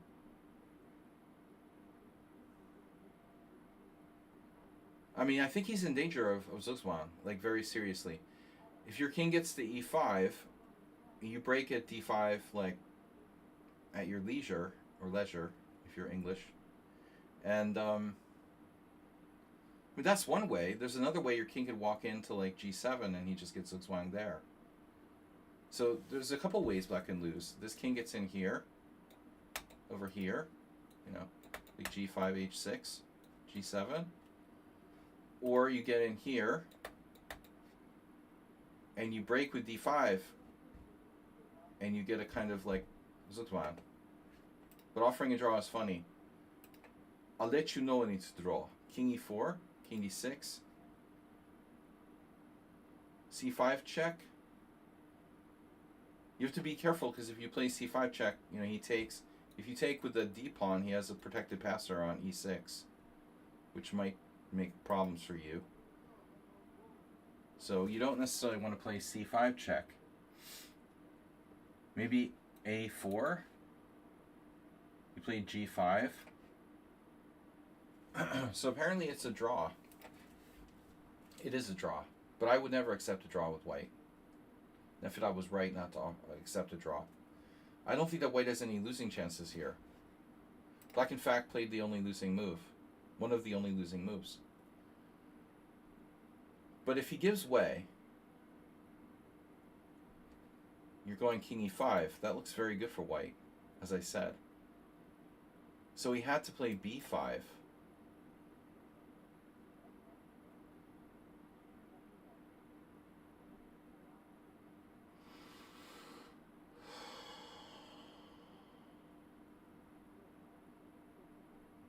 You know, it's still. I wonder if you could try something like King D3.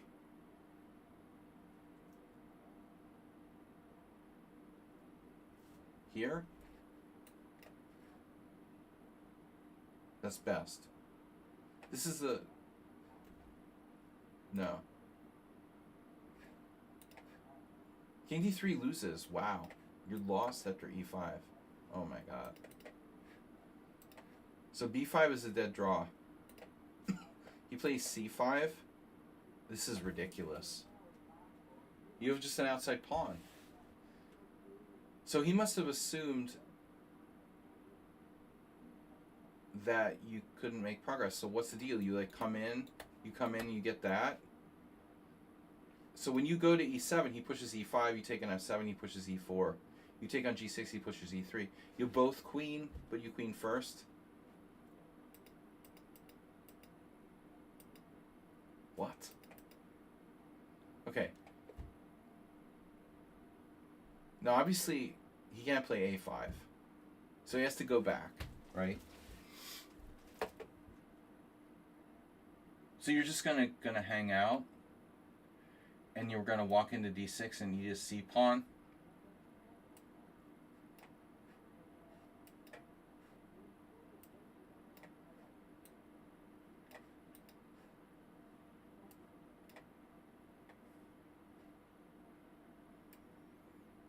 This is weird.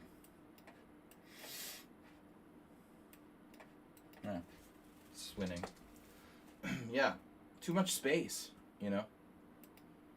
Too much space. That's funny. He offers a draw.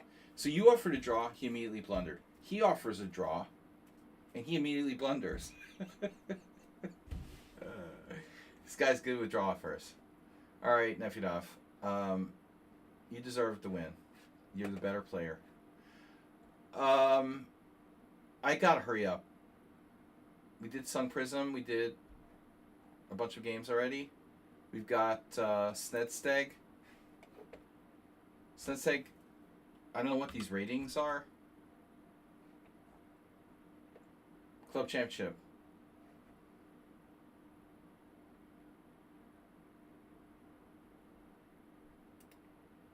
That's funny though. The G6 was really a brilliant move, but the point wasn't Rook H7, it was F5. We only found it in retrospect. So now, okay, Snedsteg is black against the birds. This is Club Championship in Sweden. E3, C5, B3. Uh-oh.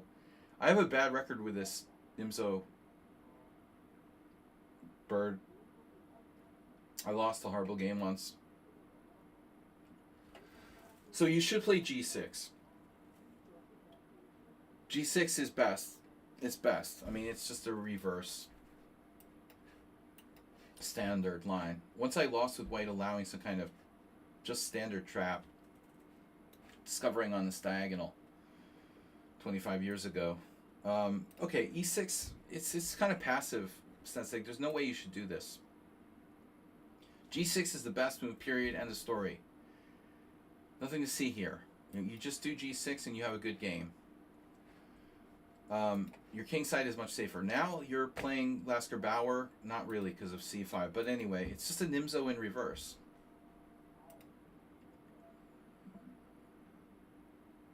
Nimzo or Queen's Indian. Feel free to skip your game. We'll see how I feel. I'll save yours for last, and if I feel like it, I'll do it. Yeah, but again, okay, so Snedsteg playing, he's like playing E4. Now he's playing the black side of this, making him playing the white side of a Nimzo, Queen's Indian. I think that Bishop D6 makes a lot of sense. It's again, it's a Queen's Indian, reverse colors. You're allowing a Nimzo, fine. He doesn't play it. What? No good player in the right mind doesn't take this Nimzo. I'm taking Nimzo 100% of the time here. Bishop E2 is really lame.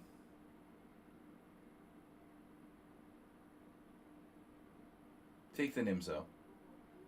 So he doesn't. He plays Bishop E2. And so now, okay, where are we putting our bishop? On d6 or e7? Where are we putting our other bishop? Where are we putting this piece? I guess probably best is something like bishop e7.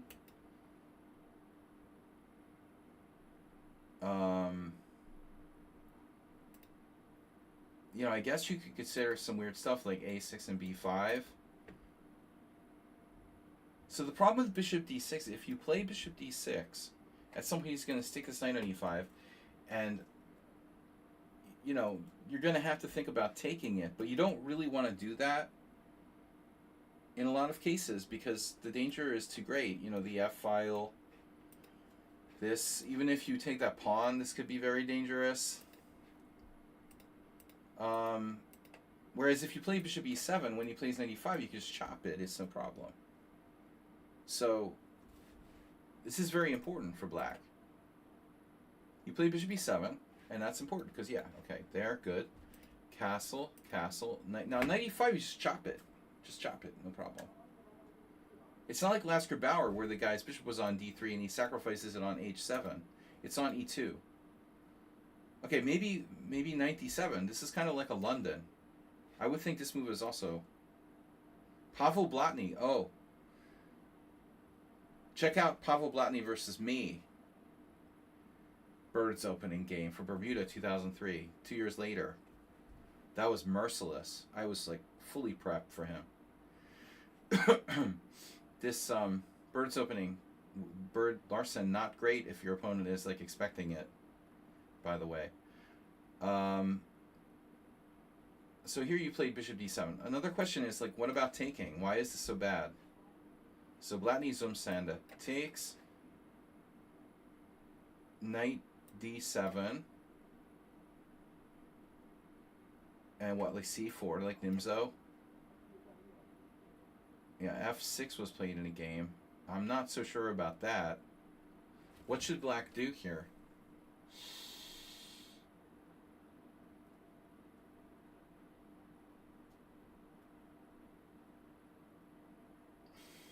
I don't know. I don't like black's game. It's a little too passive. So maybe in retrospect, this guy's idea with knight d7 isn't so bad. There's your move. Okay, it's not so bad. Bishop d7, c4. That looks best. And then Stashkina is a girl from Ukraine. I think I played her dad years ago. He's a Ukrainian IM, and we played in an IM tournament back in like 1998. c4. And now you played d4. Really surprising move. Doesn't look like black's really set up for this. You're playing this bubble type of formation. Nothing active to do. I mean, do we want to consider bishop e8? Queen c7? Everything is kind of slow here. Chuck the knight in e4, pull it back to d6. That's what she did. Wow. Ukrainian girl variation. Knight e4. Before it's too late. d3, knight d6, and we can kick him out with f6. Or her, in this case. I don't know what would have happened if black had played f6. Probably something bad, yeah. I don't know about this. It's all very shaky. Doesn't look great. Very difficult. Another suggestion might be, well, screw the whole, you know, the whole bishop d7 thing. Maybe we should just go here right away. You're probably not keen on allowing this pawn structure. But still, it might be the lesser of the evils. We only have 10 viewers? What's wrong with me? Come on, guys. We're learning chess here. All you guys care about is playing bullet. Lubomir Nekar versus Ildar. What's up, Ildar? Where are you, man? They sent him back to Russia. Sucks. All right. So knight e5, bishop d7, c4, d4. Theoretical novelty. You know, hell, why not? Why is this so bad anyway? Bishop f3, that's best. And then rook c8 would be standard, I suppose. It's like a standard Queen's Indian with reverse colors. I don't know what these ratings are, though. I would think rook c8 rather than queen b6. This queen looks... I don't know. I mean, it has some ability to defend the king side from d8. I would much rather go here. You know, you also can consider queen c7. Let's just say, for argument's sake, white, like, were to win a pawn. I guess it's a problem. Let's say takes, rook d8. We almost have a little bit of compensation here. Maybe not almost. Damn. We do.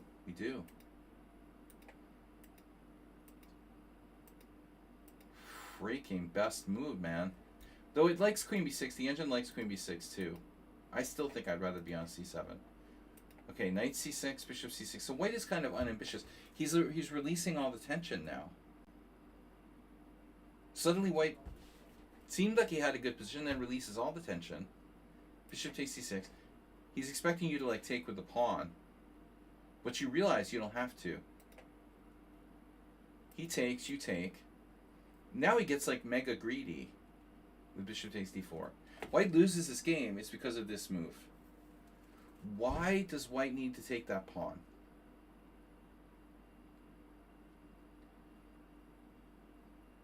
You see,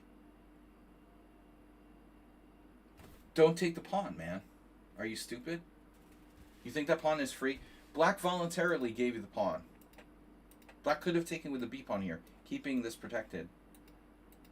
This is just sheer greediness. Takes, and takes. But you're opening up all kinds of danger here. Bishop c5. But you know how good white's position if he doesn't take the pawn? Just d3? It looks like a very good Benoni. I like white. You know, honestly, I think white is probably better here. There's no knight g4. You have f5 sometimes. The knight's going to develop very naturally. Okay, black doesn't have to defend the pawn right away. But I mean, this is coming, you know, and then the pawn have to watch out. The computer thinks it's equal. But I don't think it's simple, you know. This is dangerous. All right, rook d8. By the way, you might prefer to do this rook. This pawn is poisoned.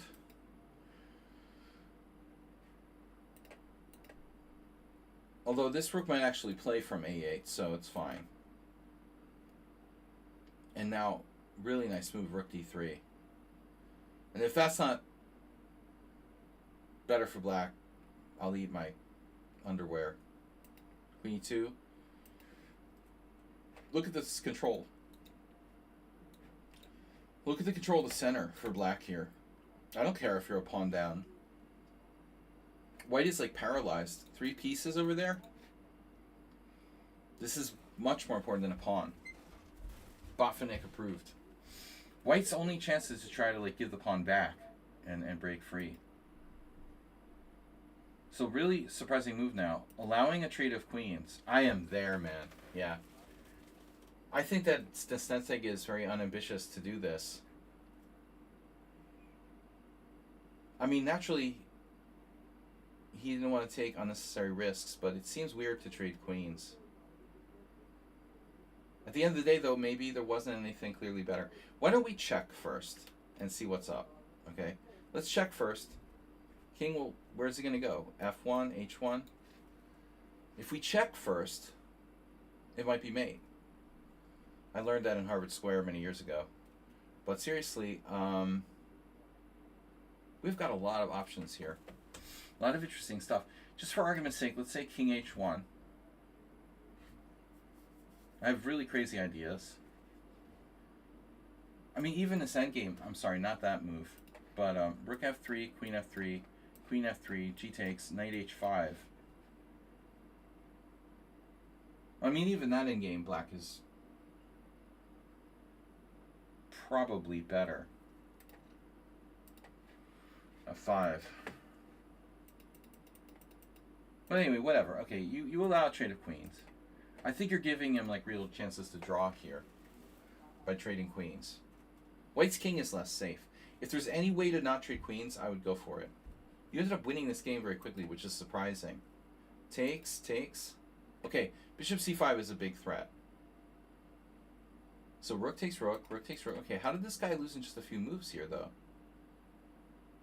Can't he play king f1 now? I mean, what am I missing? Hello? Snetseg, what is he going to do after king f1? Holy shit. Houston, we have a problem. King f1. What does black do now?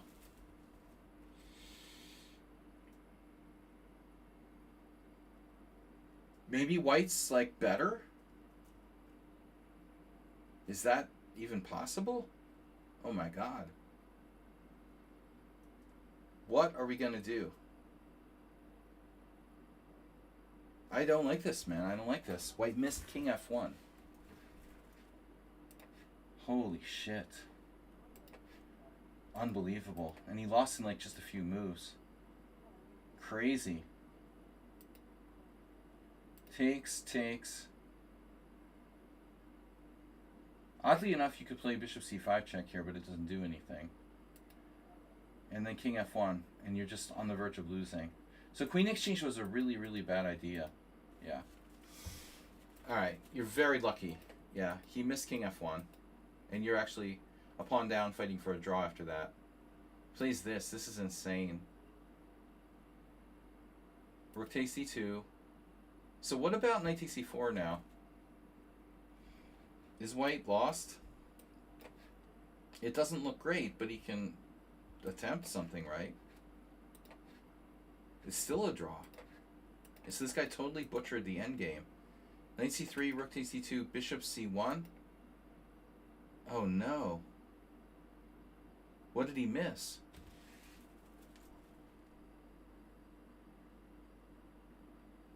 Oh, fuck. He missed bishop c5 check. Oh my god. Bishop c1, missing bishop c5 check. Oh. It's a disaster.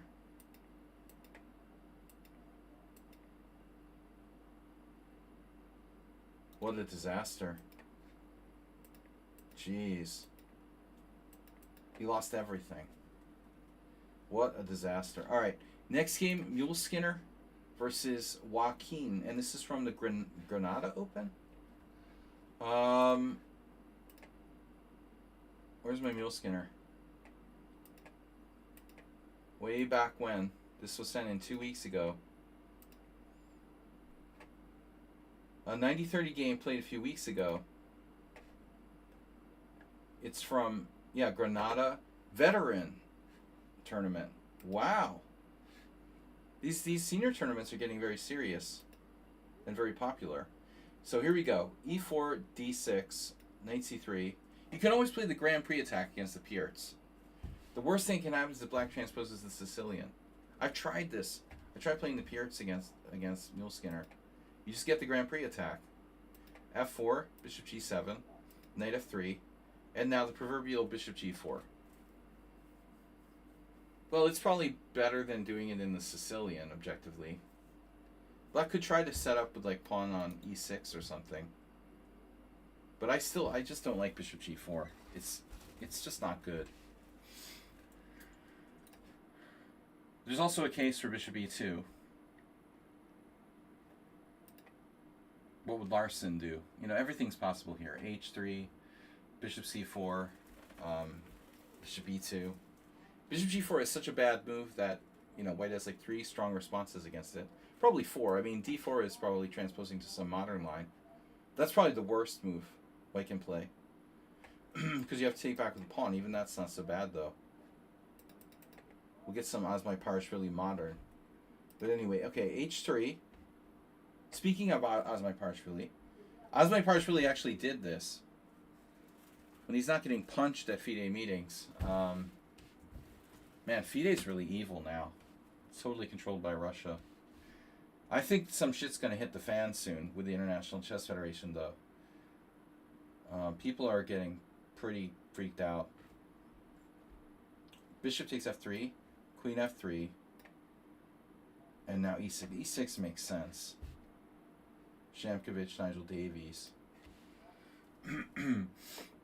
Osmai probably played knight c6. Nope.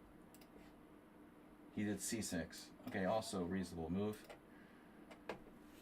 Black goes e6, you know, trying to make up for the fact that he doesn't have a light square bishop.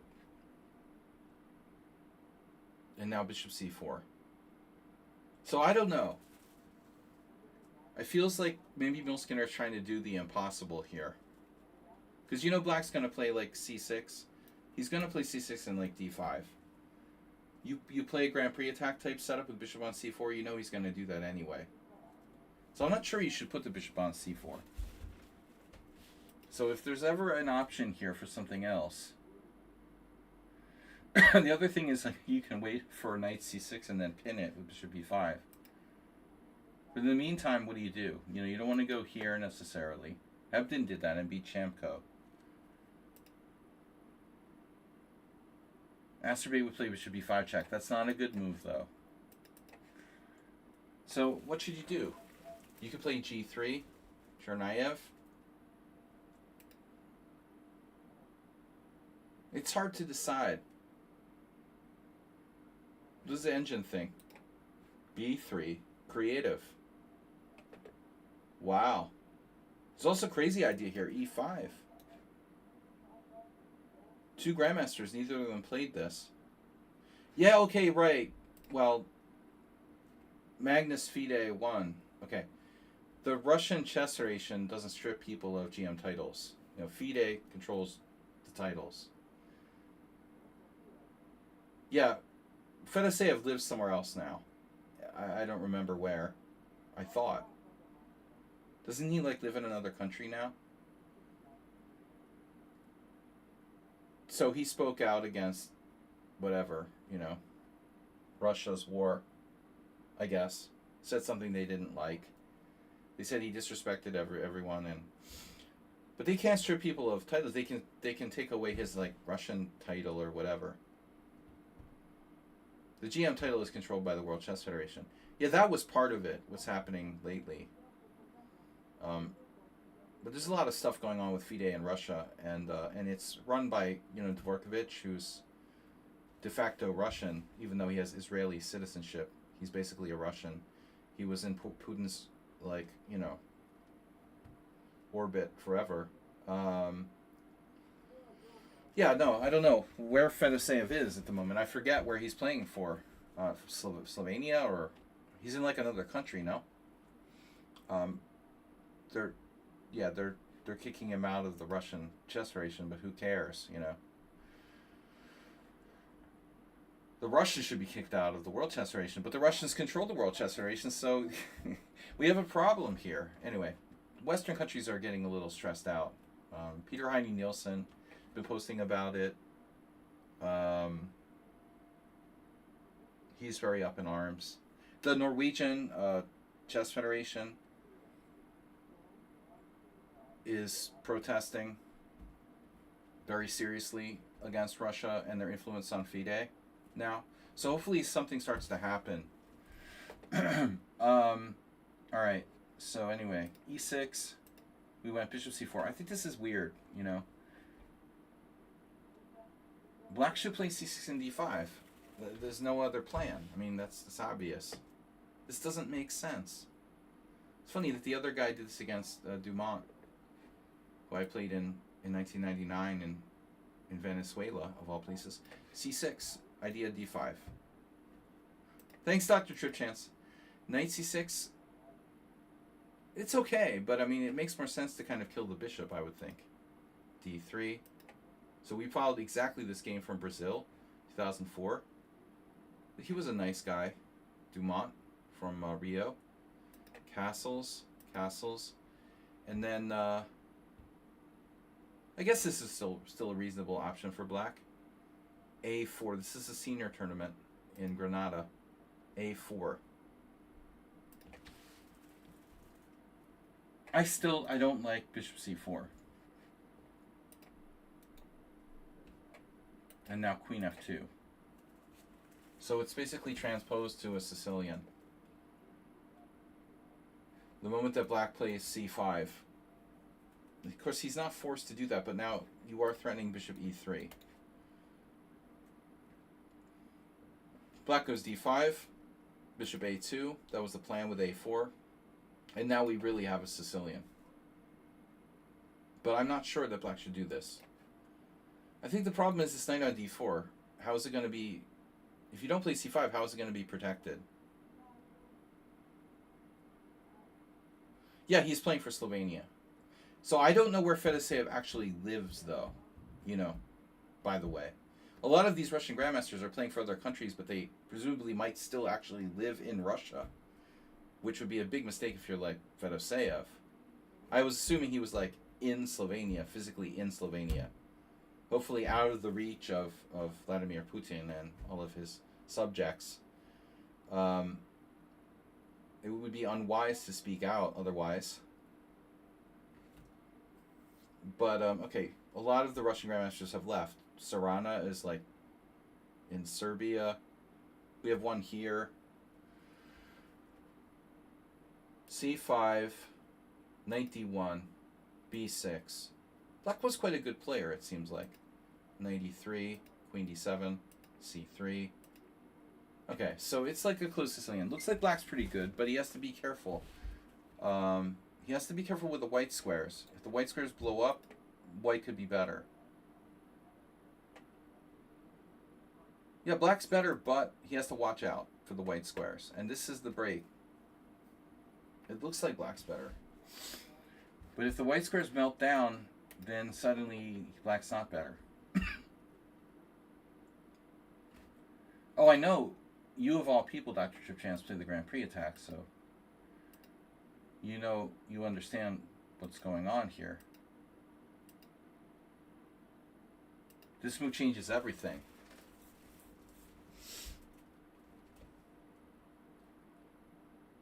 Changes everything. There's also this. Emil Skinner has a lot of experience playing this opening. Oh. Why would you play this with either color? Well, it's like easy to play with white. You know, this whole Grand Prix attack setup. It's kind of a sort of easy to play automatic system, right? Just do it. You don't have to study something else for the Pierts. If you played against the Sicilian, you just played against everything. Black, you know, the Pierts defense, why would you play the Pierts defense? Well, you got to do something. But I honestly thought I would prefer to go here. I mean, bishop g4 is bad, by the way. I think bishop g4 is just bad. But if you're going to play bishop g4, he should at least play it like a Gurgenidze. Try to play it like a Gurgenidze Caro-Kann. Presumably. It turned into a Sicilian where he doesn't have a light square bishop. And the light squares, if he couldn't keep the light squares contained... Like, if black could play f5 now... No, seriously. If black had a free move now, and he could play f5, would he be okay? He would be in time to stop this. But as soon as f5 happens, now the shit starts hitting the fan. f5, d4, desperation, right? f6. So now we have a problem. This goes... But we're going to get the piece back, right? Here. And if you take on f6, I take with the queen. If you take on d3, I mate you with bishop h6. So you can't take on f6. He has to go here. Now we take. And so now, okay. Now we can stop and evaluate. The white square bishop is sort of a thing. But I think that there are other problems too. They have file. I'm not sure black is lost. Bishop h6. Black has some counterplay. And d4. I don't know if I want to play d4. Black has no bad pieces. It's like this mystery piece, you know.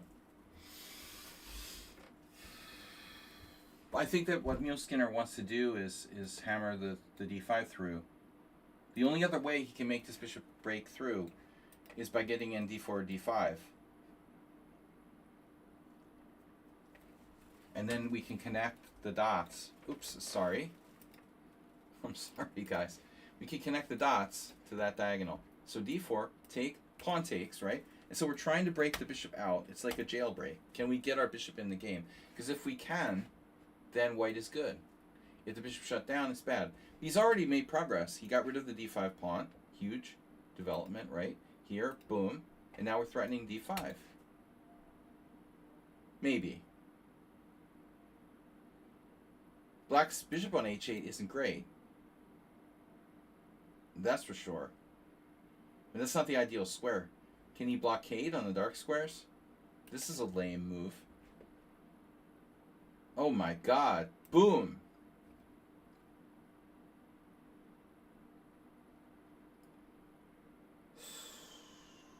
Wow. That hurts, dude. Beautiful. Beautiful move.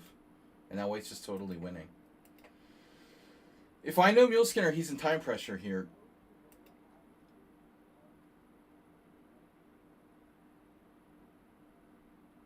Can we finish him off?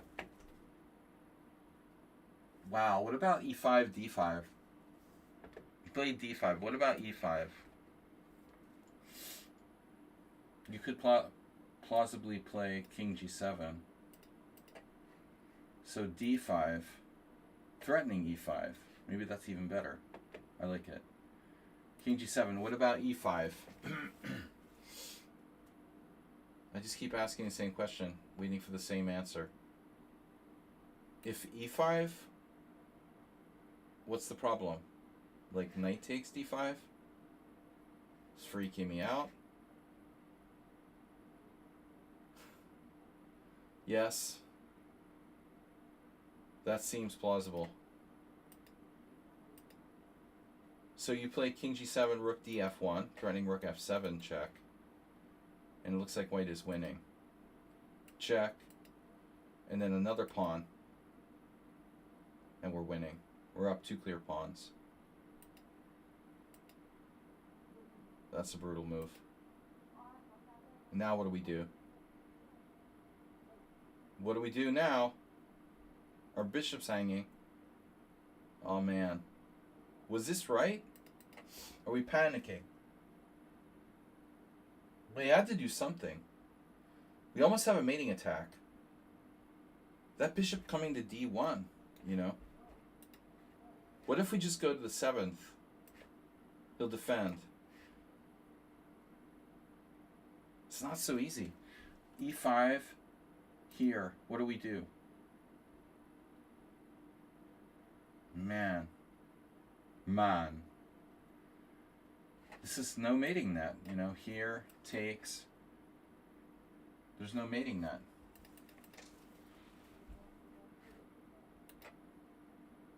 Not so easy. Rook dd8 is white winning.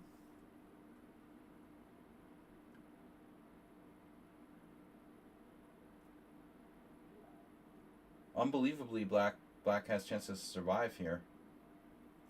It's just not obvious what white's supposed to do. So he has 2 pawns up, and he finds bishop c2. And now the idea, I guess, is to try to play b4 at some point. So black takes. This pawn is now hanging. We have rook f7. Black could play rook h8, defending h7, by the way. It's rather passive. So he takes on e5. Check, king g5. Now do we have mating net?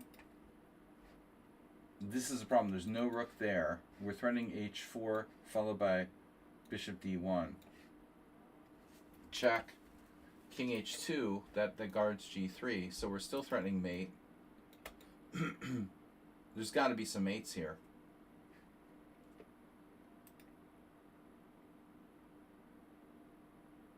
This is a weird move. How is there not a mate here, man? This has to be mate. There has to be a mate. Come on. h4 check, king g4. It's impossible there's not a checkmate here. I just don't believe it. Wow. It's like the rook on h7 isn't doing anything. It's so stupid. It's unbelievable there's no mate here. King g3 is the best move. Wow. So he has rook e3 too. Rook e3 check, king f2. That's the problem. I guess. Yeah, rook e3 check, king f2. So knight e4 check, we just take. And obviously now we're threatening mate in 1 with h4. So this looks kind of forced. Check. And rook f3 is lame. So white has to play king f2. So what's happening here? Oh, now we have bishop d1. And the rook's attacked. So the point is we're threatening h4 check followed by bishop d1. And the rook's hanging at the same time. And he can't play knight e4. And you know. So if d4, for example, h4 check, king here, bishop down. Game over. Yep. Alright, good game. Sung Prison we did. Cheesy Noob Study. How do we have so many games left? Alright, I'm not going to do Cheesy Noob Study. How much time do we have? It's 9:30. Okay, we've been streaming for 2 hours and 45 minutes. Eton submitted your game today. So flip it up. No, you're playing at 2582. Wow. Is this a simul? No. This is a 5-minute game. I guess 2582. Draw. Wow. 5-minute game. King's Indian.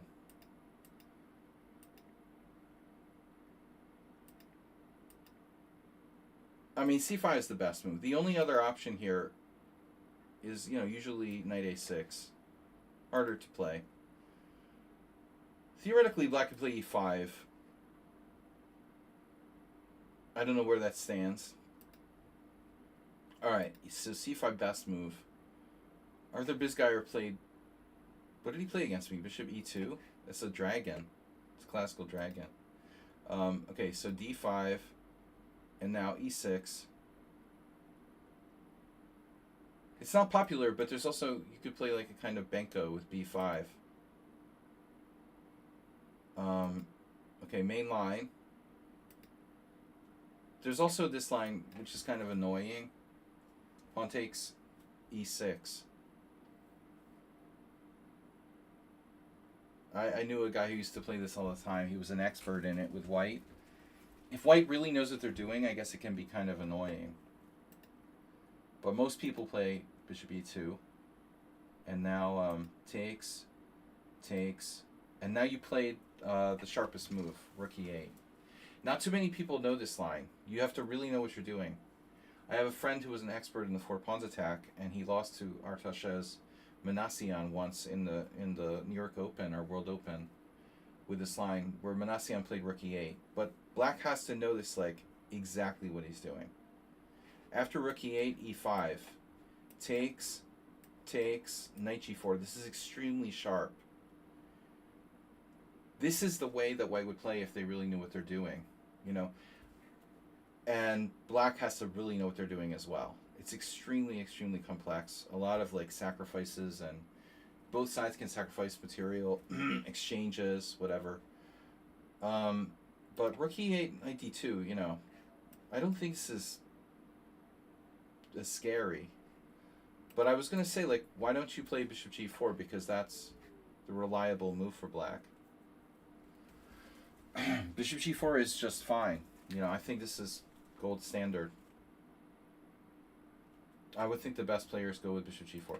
This is more ambitious. All right, Knight D2, and now I don't know. The only thing about Rook E8 that's problematic is that sometimes your knight wants to have that square to retreat. And the other thing is that the rook on F8 can protect F7 in some lines. So there can be issues like you can't play Knight E8 when you need to. Thing is, you have less space, so trading pieces makes sense. This is a golden rule in the Benoni. So here you're not trading pieces, and now A4. So now you made a very strange move. This is like Acerbate School of Chess.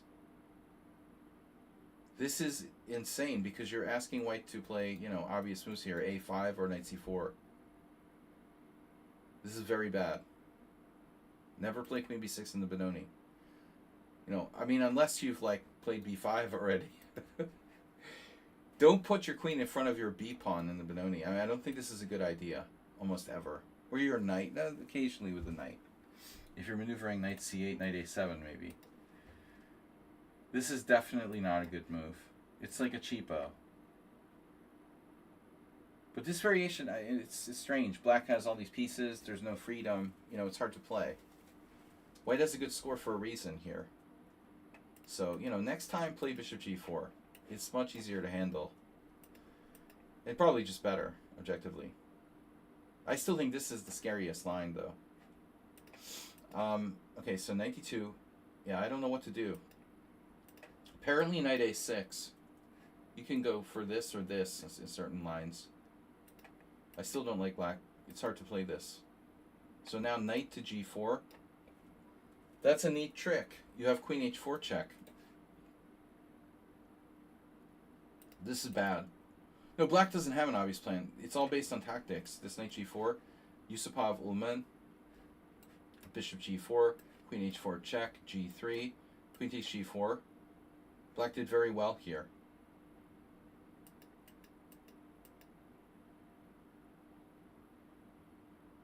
But what about this?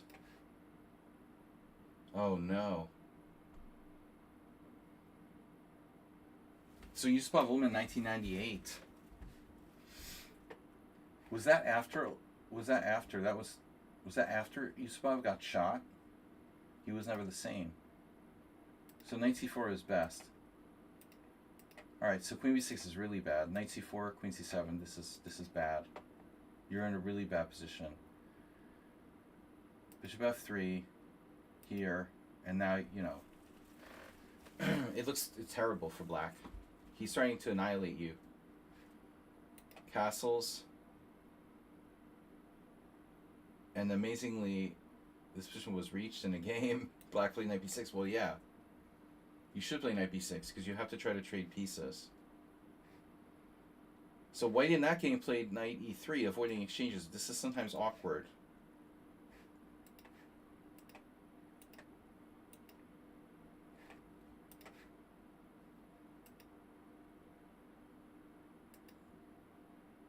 White is better. You managed to trade pieces.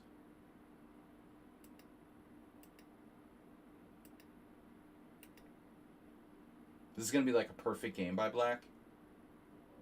I feel like I'm having deja vu. This player always plays like perfect games against people.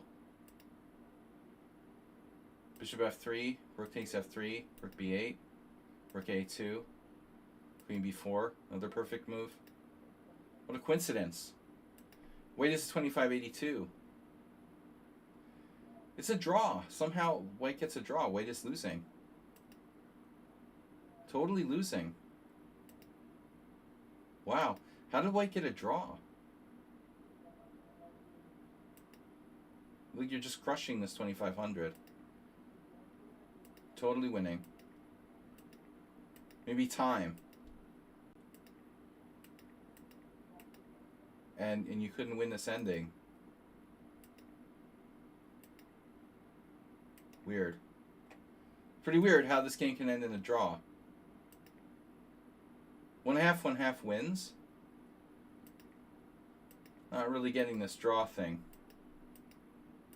Takes the draw. Nice of you. Yeah, no comment. No comment. We get some weird submissions, but I think I figured it out now. All right. We have any games left? We did. We got it. There was Cheesy Noob Study and someone on and Move 11. Okay, Cheesy Noob. Very quickly gonna go over Cheesy Noob because he gives me a headache. Cheesy Noob is black. This is a over the board game. Yeah, I mean I don't want to talk about that. It's pretty obvious to me what's happening there. All right. So E3, Knight F6, Knight C3. Cheesy Noob plays the boring and solid Schlechter Slav, which I could never play. This is a weird move order by White. Like, why is White playing Bishop E2 in front of Knight F3? There doesn't seem to be any problem with it. It just transposes castles, and then Rook E8 now.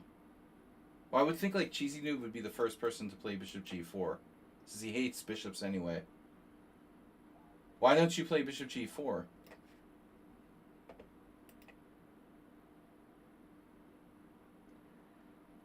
Schlechter Slav is really annoying to play against.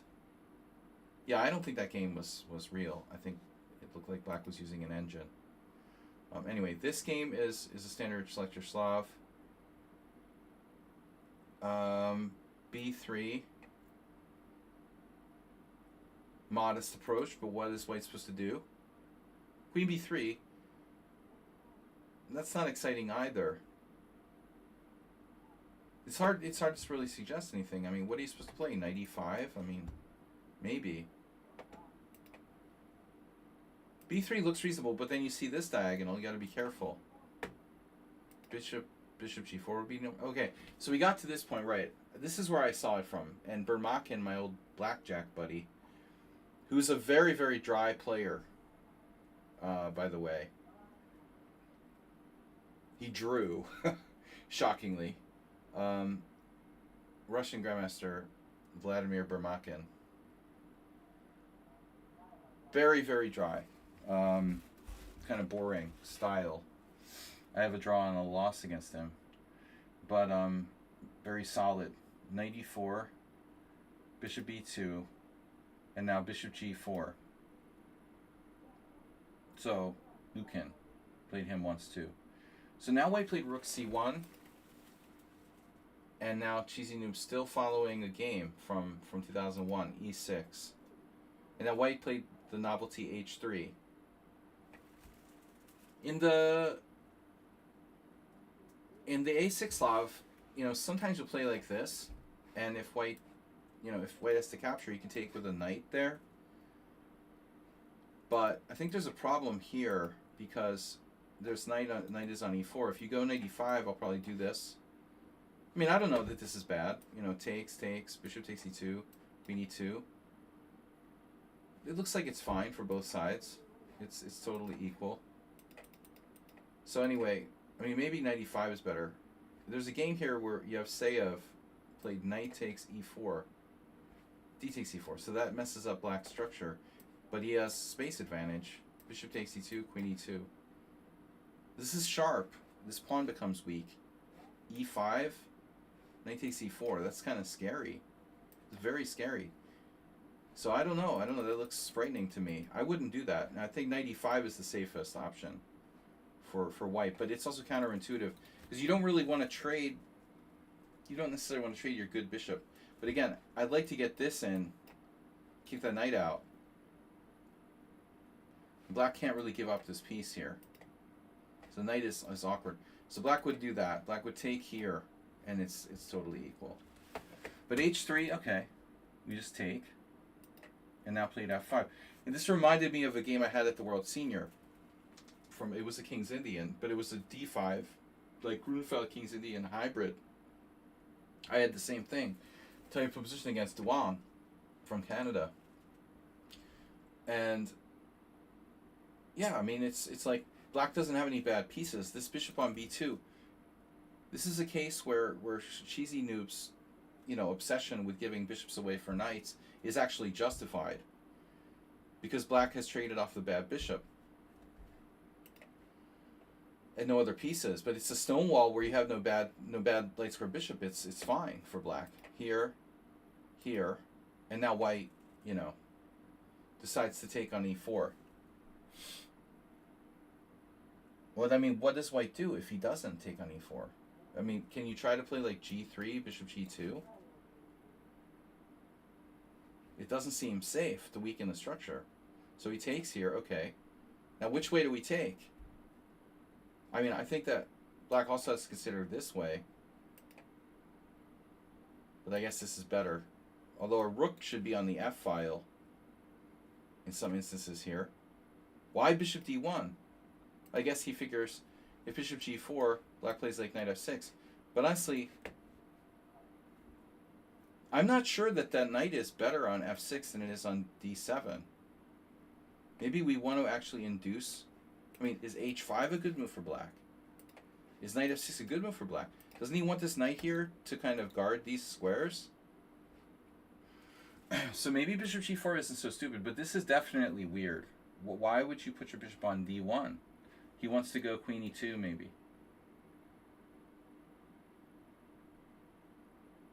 I mean, the most natural move is bishop e2. But I think that bishop g4 deserves consideration because I don't see where this knight is going after this. Where is this going? And now I can't play e5. So what am I doing? And h5 is playable, but it's kind of reckless for black. I'm not sure h5 is necessarily improving black's position. I don't know, So let's see what the engine says. Yeah, it kind of likes bishop g4. It thinks that white's fine in all cases, though. Bishop d1 is a bit weird. Queen g5. And what are we threatening? We're just preventing f3 by keeping an eye on the base of the pawn chain at e3, or near the base, right? Queen e2. This is a smart move. And now h5. So this is now getting kind of critical. I don't know. He wanted to prevent queen g4 trading queens. But white can move the f pawn now. I mean, for the first time, white has to seriously consider f something. Maybe even f3. So if takes, we take back with the rook. I don't know. Maybe this is dangerous, but there's also f4. Takes, take back with the rook. White doesn't have to do it. So he plays bishop c2. Now black plays a6, standard like stonewall structure. a4. And then suddenly, out of the blue, Cheesy Noob's like, I'm going to attack you on the dark squares. This is a very surprising move because you say, well, what about this now?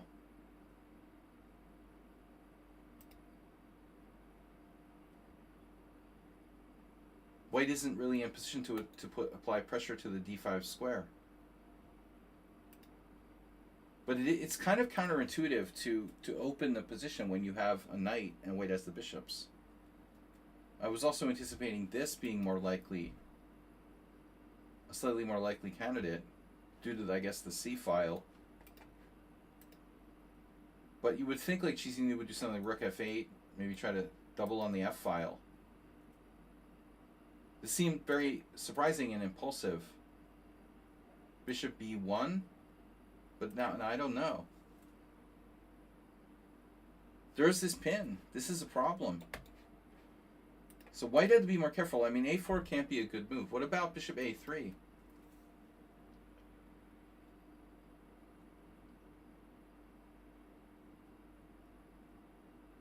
I know what I'm going to do. I'm probably going to play bishop f8. I don't know what else to suggest.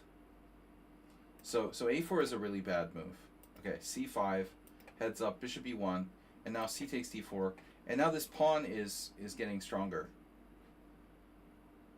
And white takes to the bishop. Well, he didn't want to have a bad bishop. After this, the bishop looks very bad.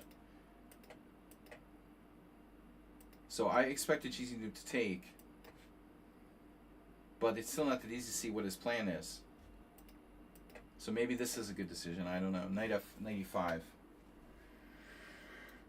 Threatening knight f3 check. King h1. And now rook c8. But is both sides are okay here, right? I mean, this looks basically kind of equal. What happens next doesn't seem right. What if Chisinau's opponent had decided to play c takes d? Because I'm looking at the position in terms of pawn structure, and black has all the pawns on the right color, but the 3 islands. And opening the c file would kind of shut down any chances of a kingside attack. I think that white would have been fine. This may have been a very important mistake. He plays c5, taking pressure off the black pawn at d5. Going for some kind of queenside, advance. But this was not necessary. And if black ever gets an e5 later, now b4 following up with that queenside. But the f file is starting to look dangerous. And this is more sort of cheapo stuff. I think we have real rook f3 ideas in some positions. White more or less like panics here with bishop takes e5, and the opposite color bishops is sharp. And you would think like white would continue with b5, because what is black threatening? Well, this.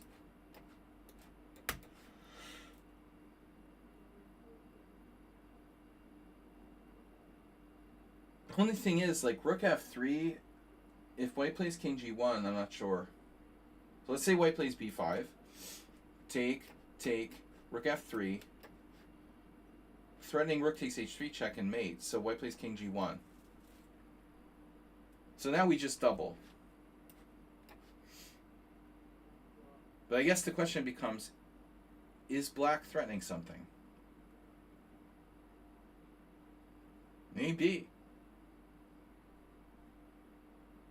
So let's say white just goes, right, with the pawn.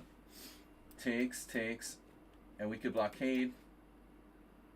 Or we could go with immediate sacrifice. Takes.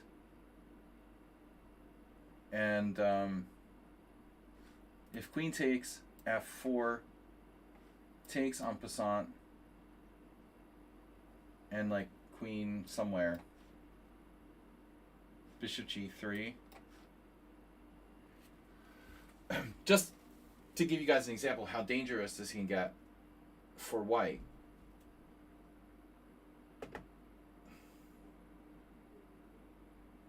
Yeah, instead of queen h3, that's also possible.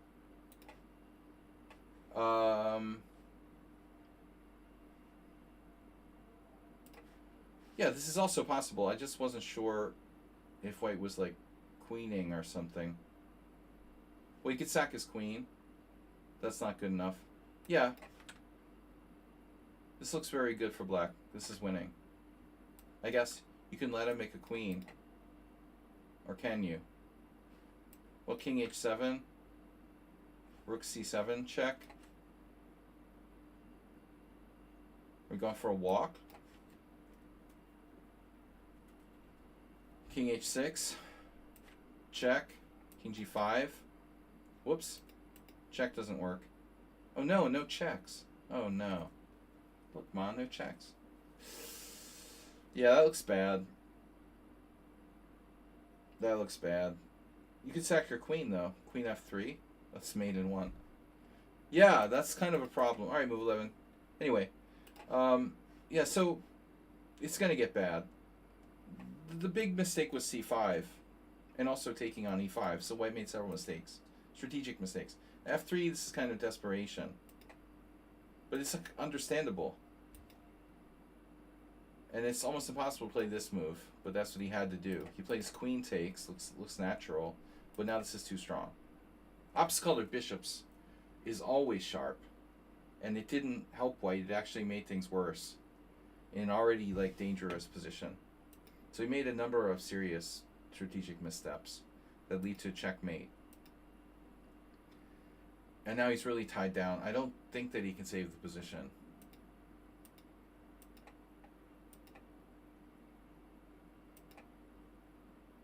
And this is going to get really ugly. He just lost. Okay, so last game, Joseph Jurassic against Matthias Fabre.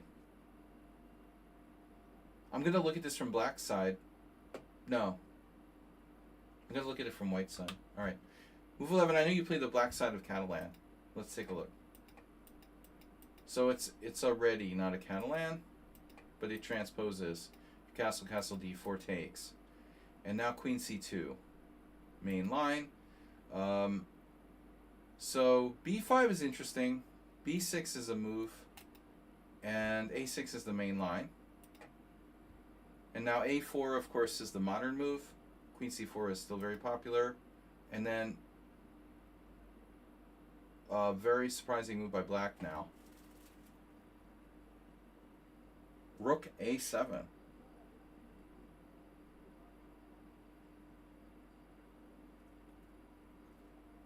Rook a7 is bizarre.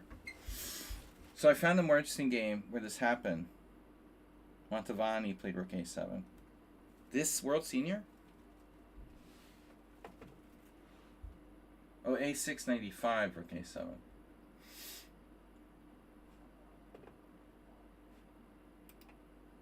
a695. What?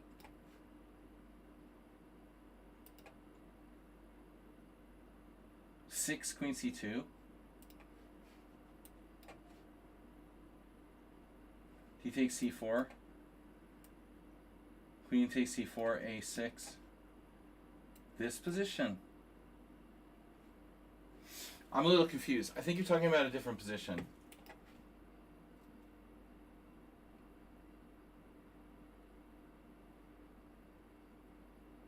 But let's just see what happened here. So d takes c4. Here, here, here, rook a7. So a weird move. Getting off the diagonal. White just went back. Black plays knight on bd7. And now we transposed to some other games. Strangely. Including a game by you. So this is actually transposing to some kind of known position. That's funny. So rook a7 is actually engine number 2 move. And it's never been played. Playable. It's playable. But very odd. Queen c2 here. Okay, black is a 1900. So he's a much weaker player. White is 2390. This is strange to play bishop g5 a little, but typical in the Catalan. I mean, you oftentimes give that piece up. What black does now, yeah, this doesn't look right. It doesn't look right. He never achieves c5.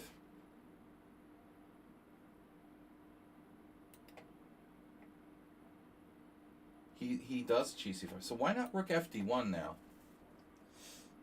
That will give black time to play bishop b7. The point is, okay, he plays rook ac1, preventing bishop b7. But black gets in c5. So I guess the question is, black, okay, well, is this going to be a problem like knight e5?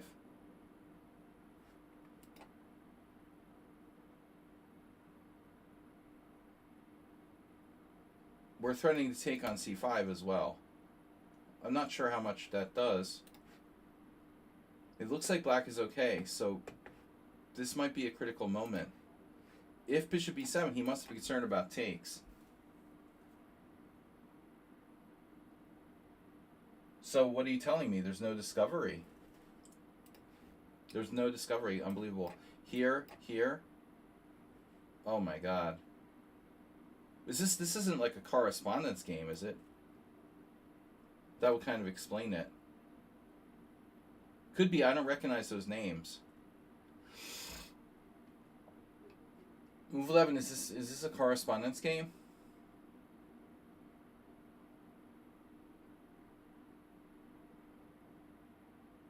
Bishop d6, man.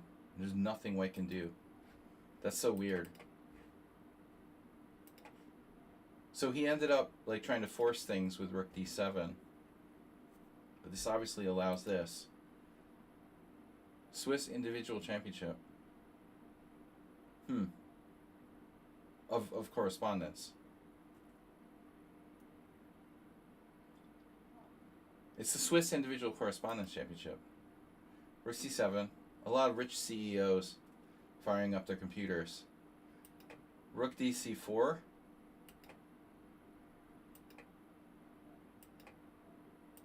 Wow. This is wild. Very computer-like.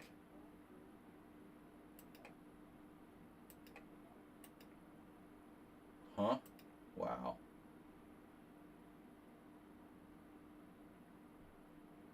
But at this point, are we just losing material now? So I guess you were right. It was an over the board tournament. Something went drastically wrong here. The white certainly played the computer. Rook d7 is a mistake, but I mean after this, it's still not obvious.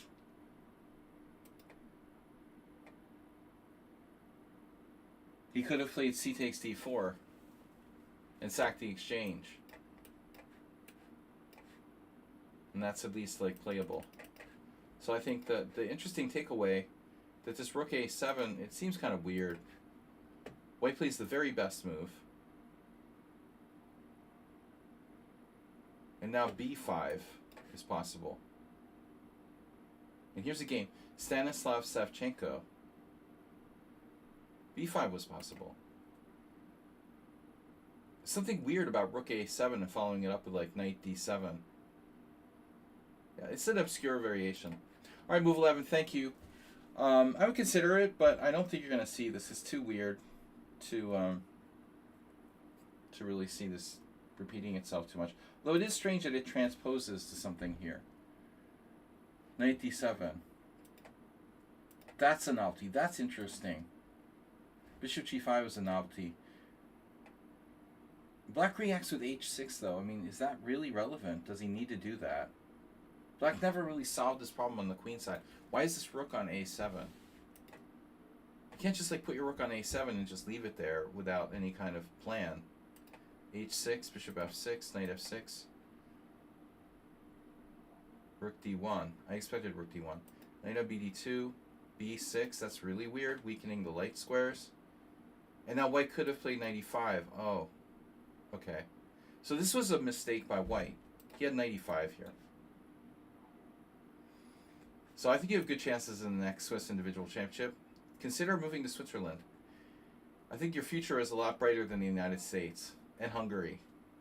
All right, guys, I'm out. Have a great night. I'm going to try to stream tomorrow a little with some blitz challenges between around 12:30 and 2. Again, we're keeping regular schedule: Tuesdays, Thursdays, Fridays, and Sundays. Thanks everyone for donating and gift subs.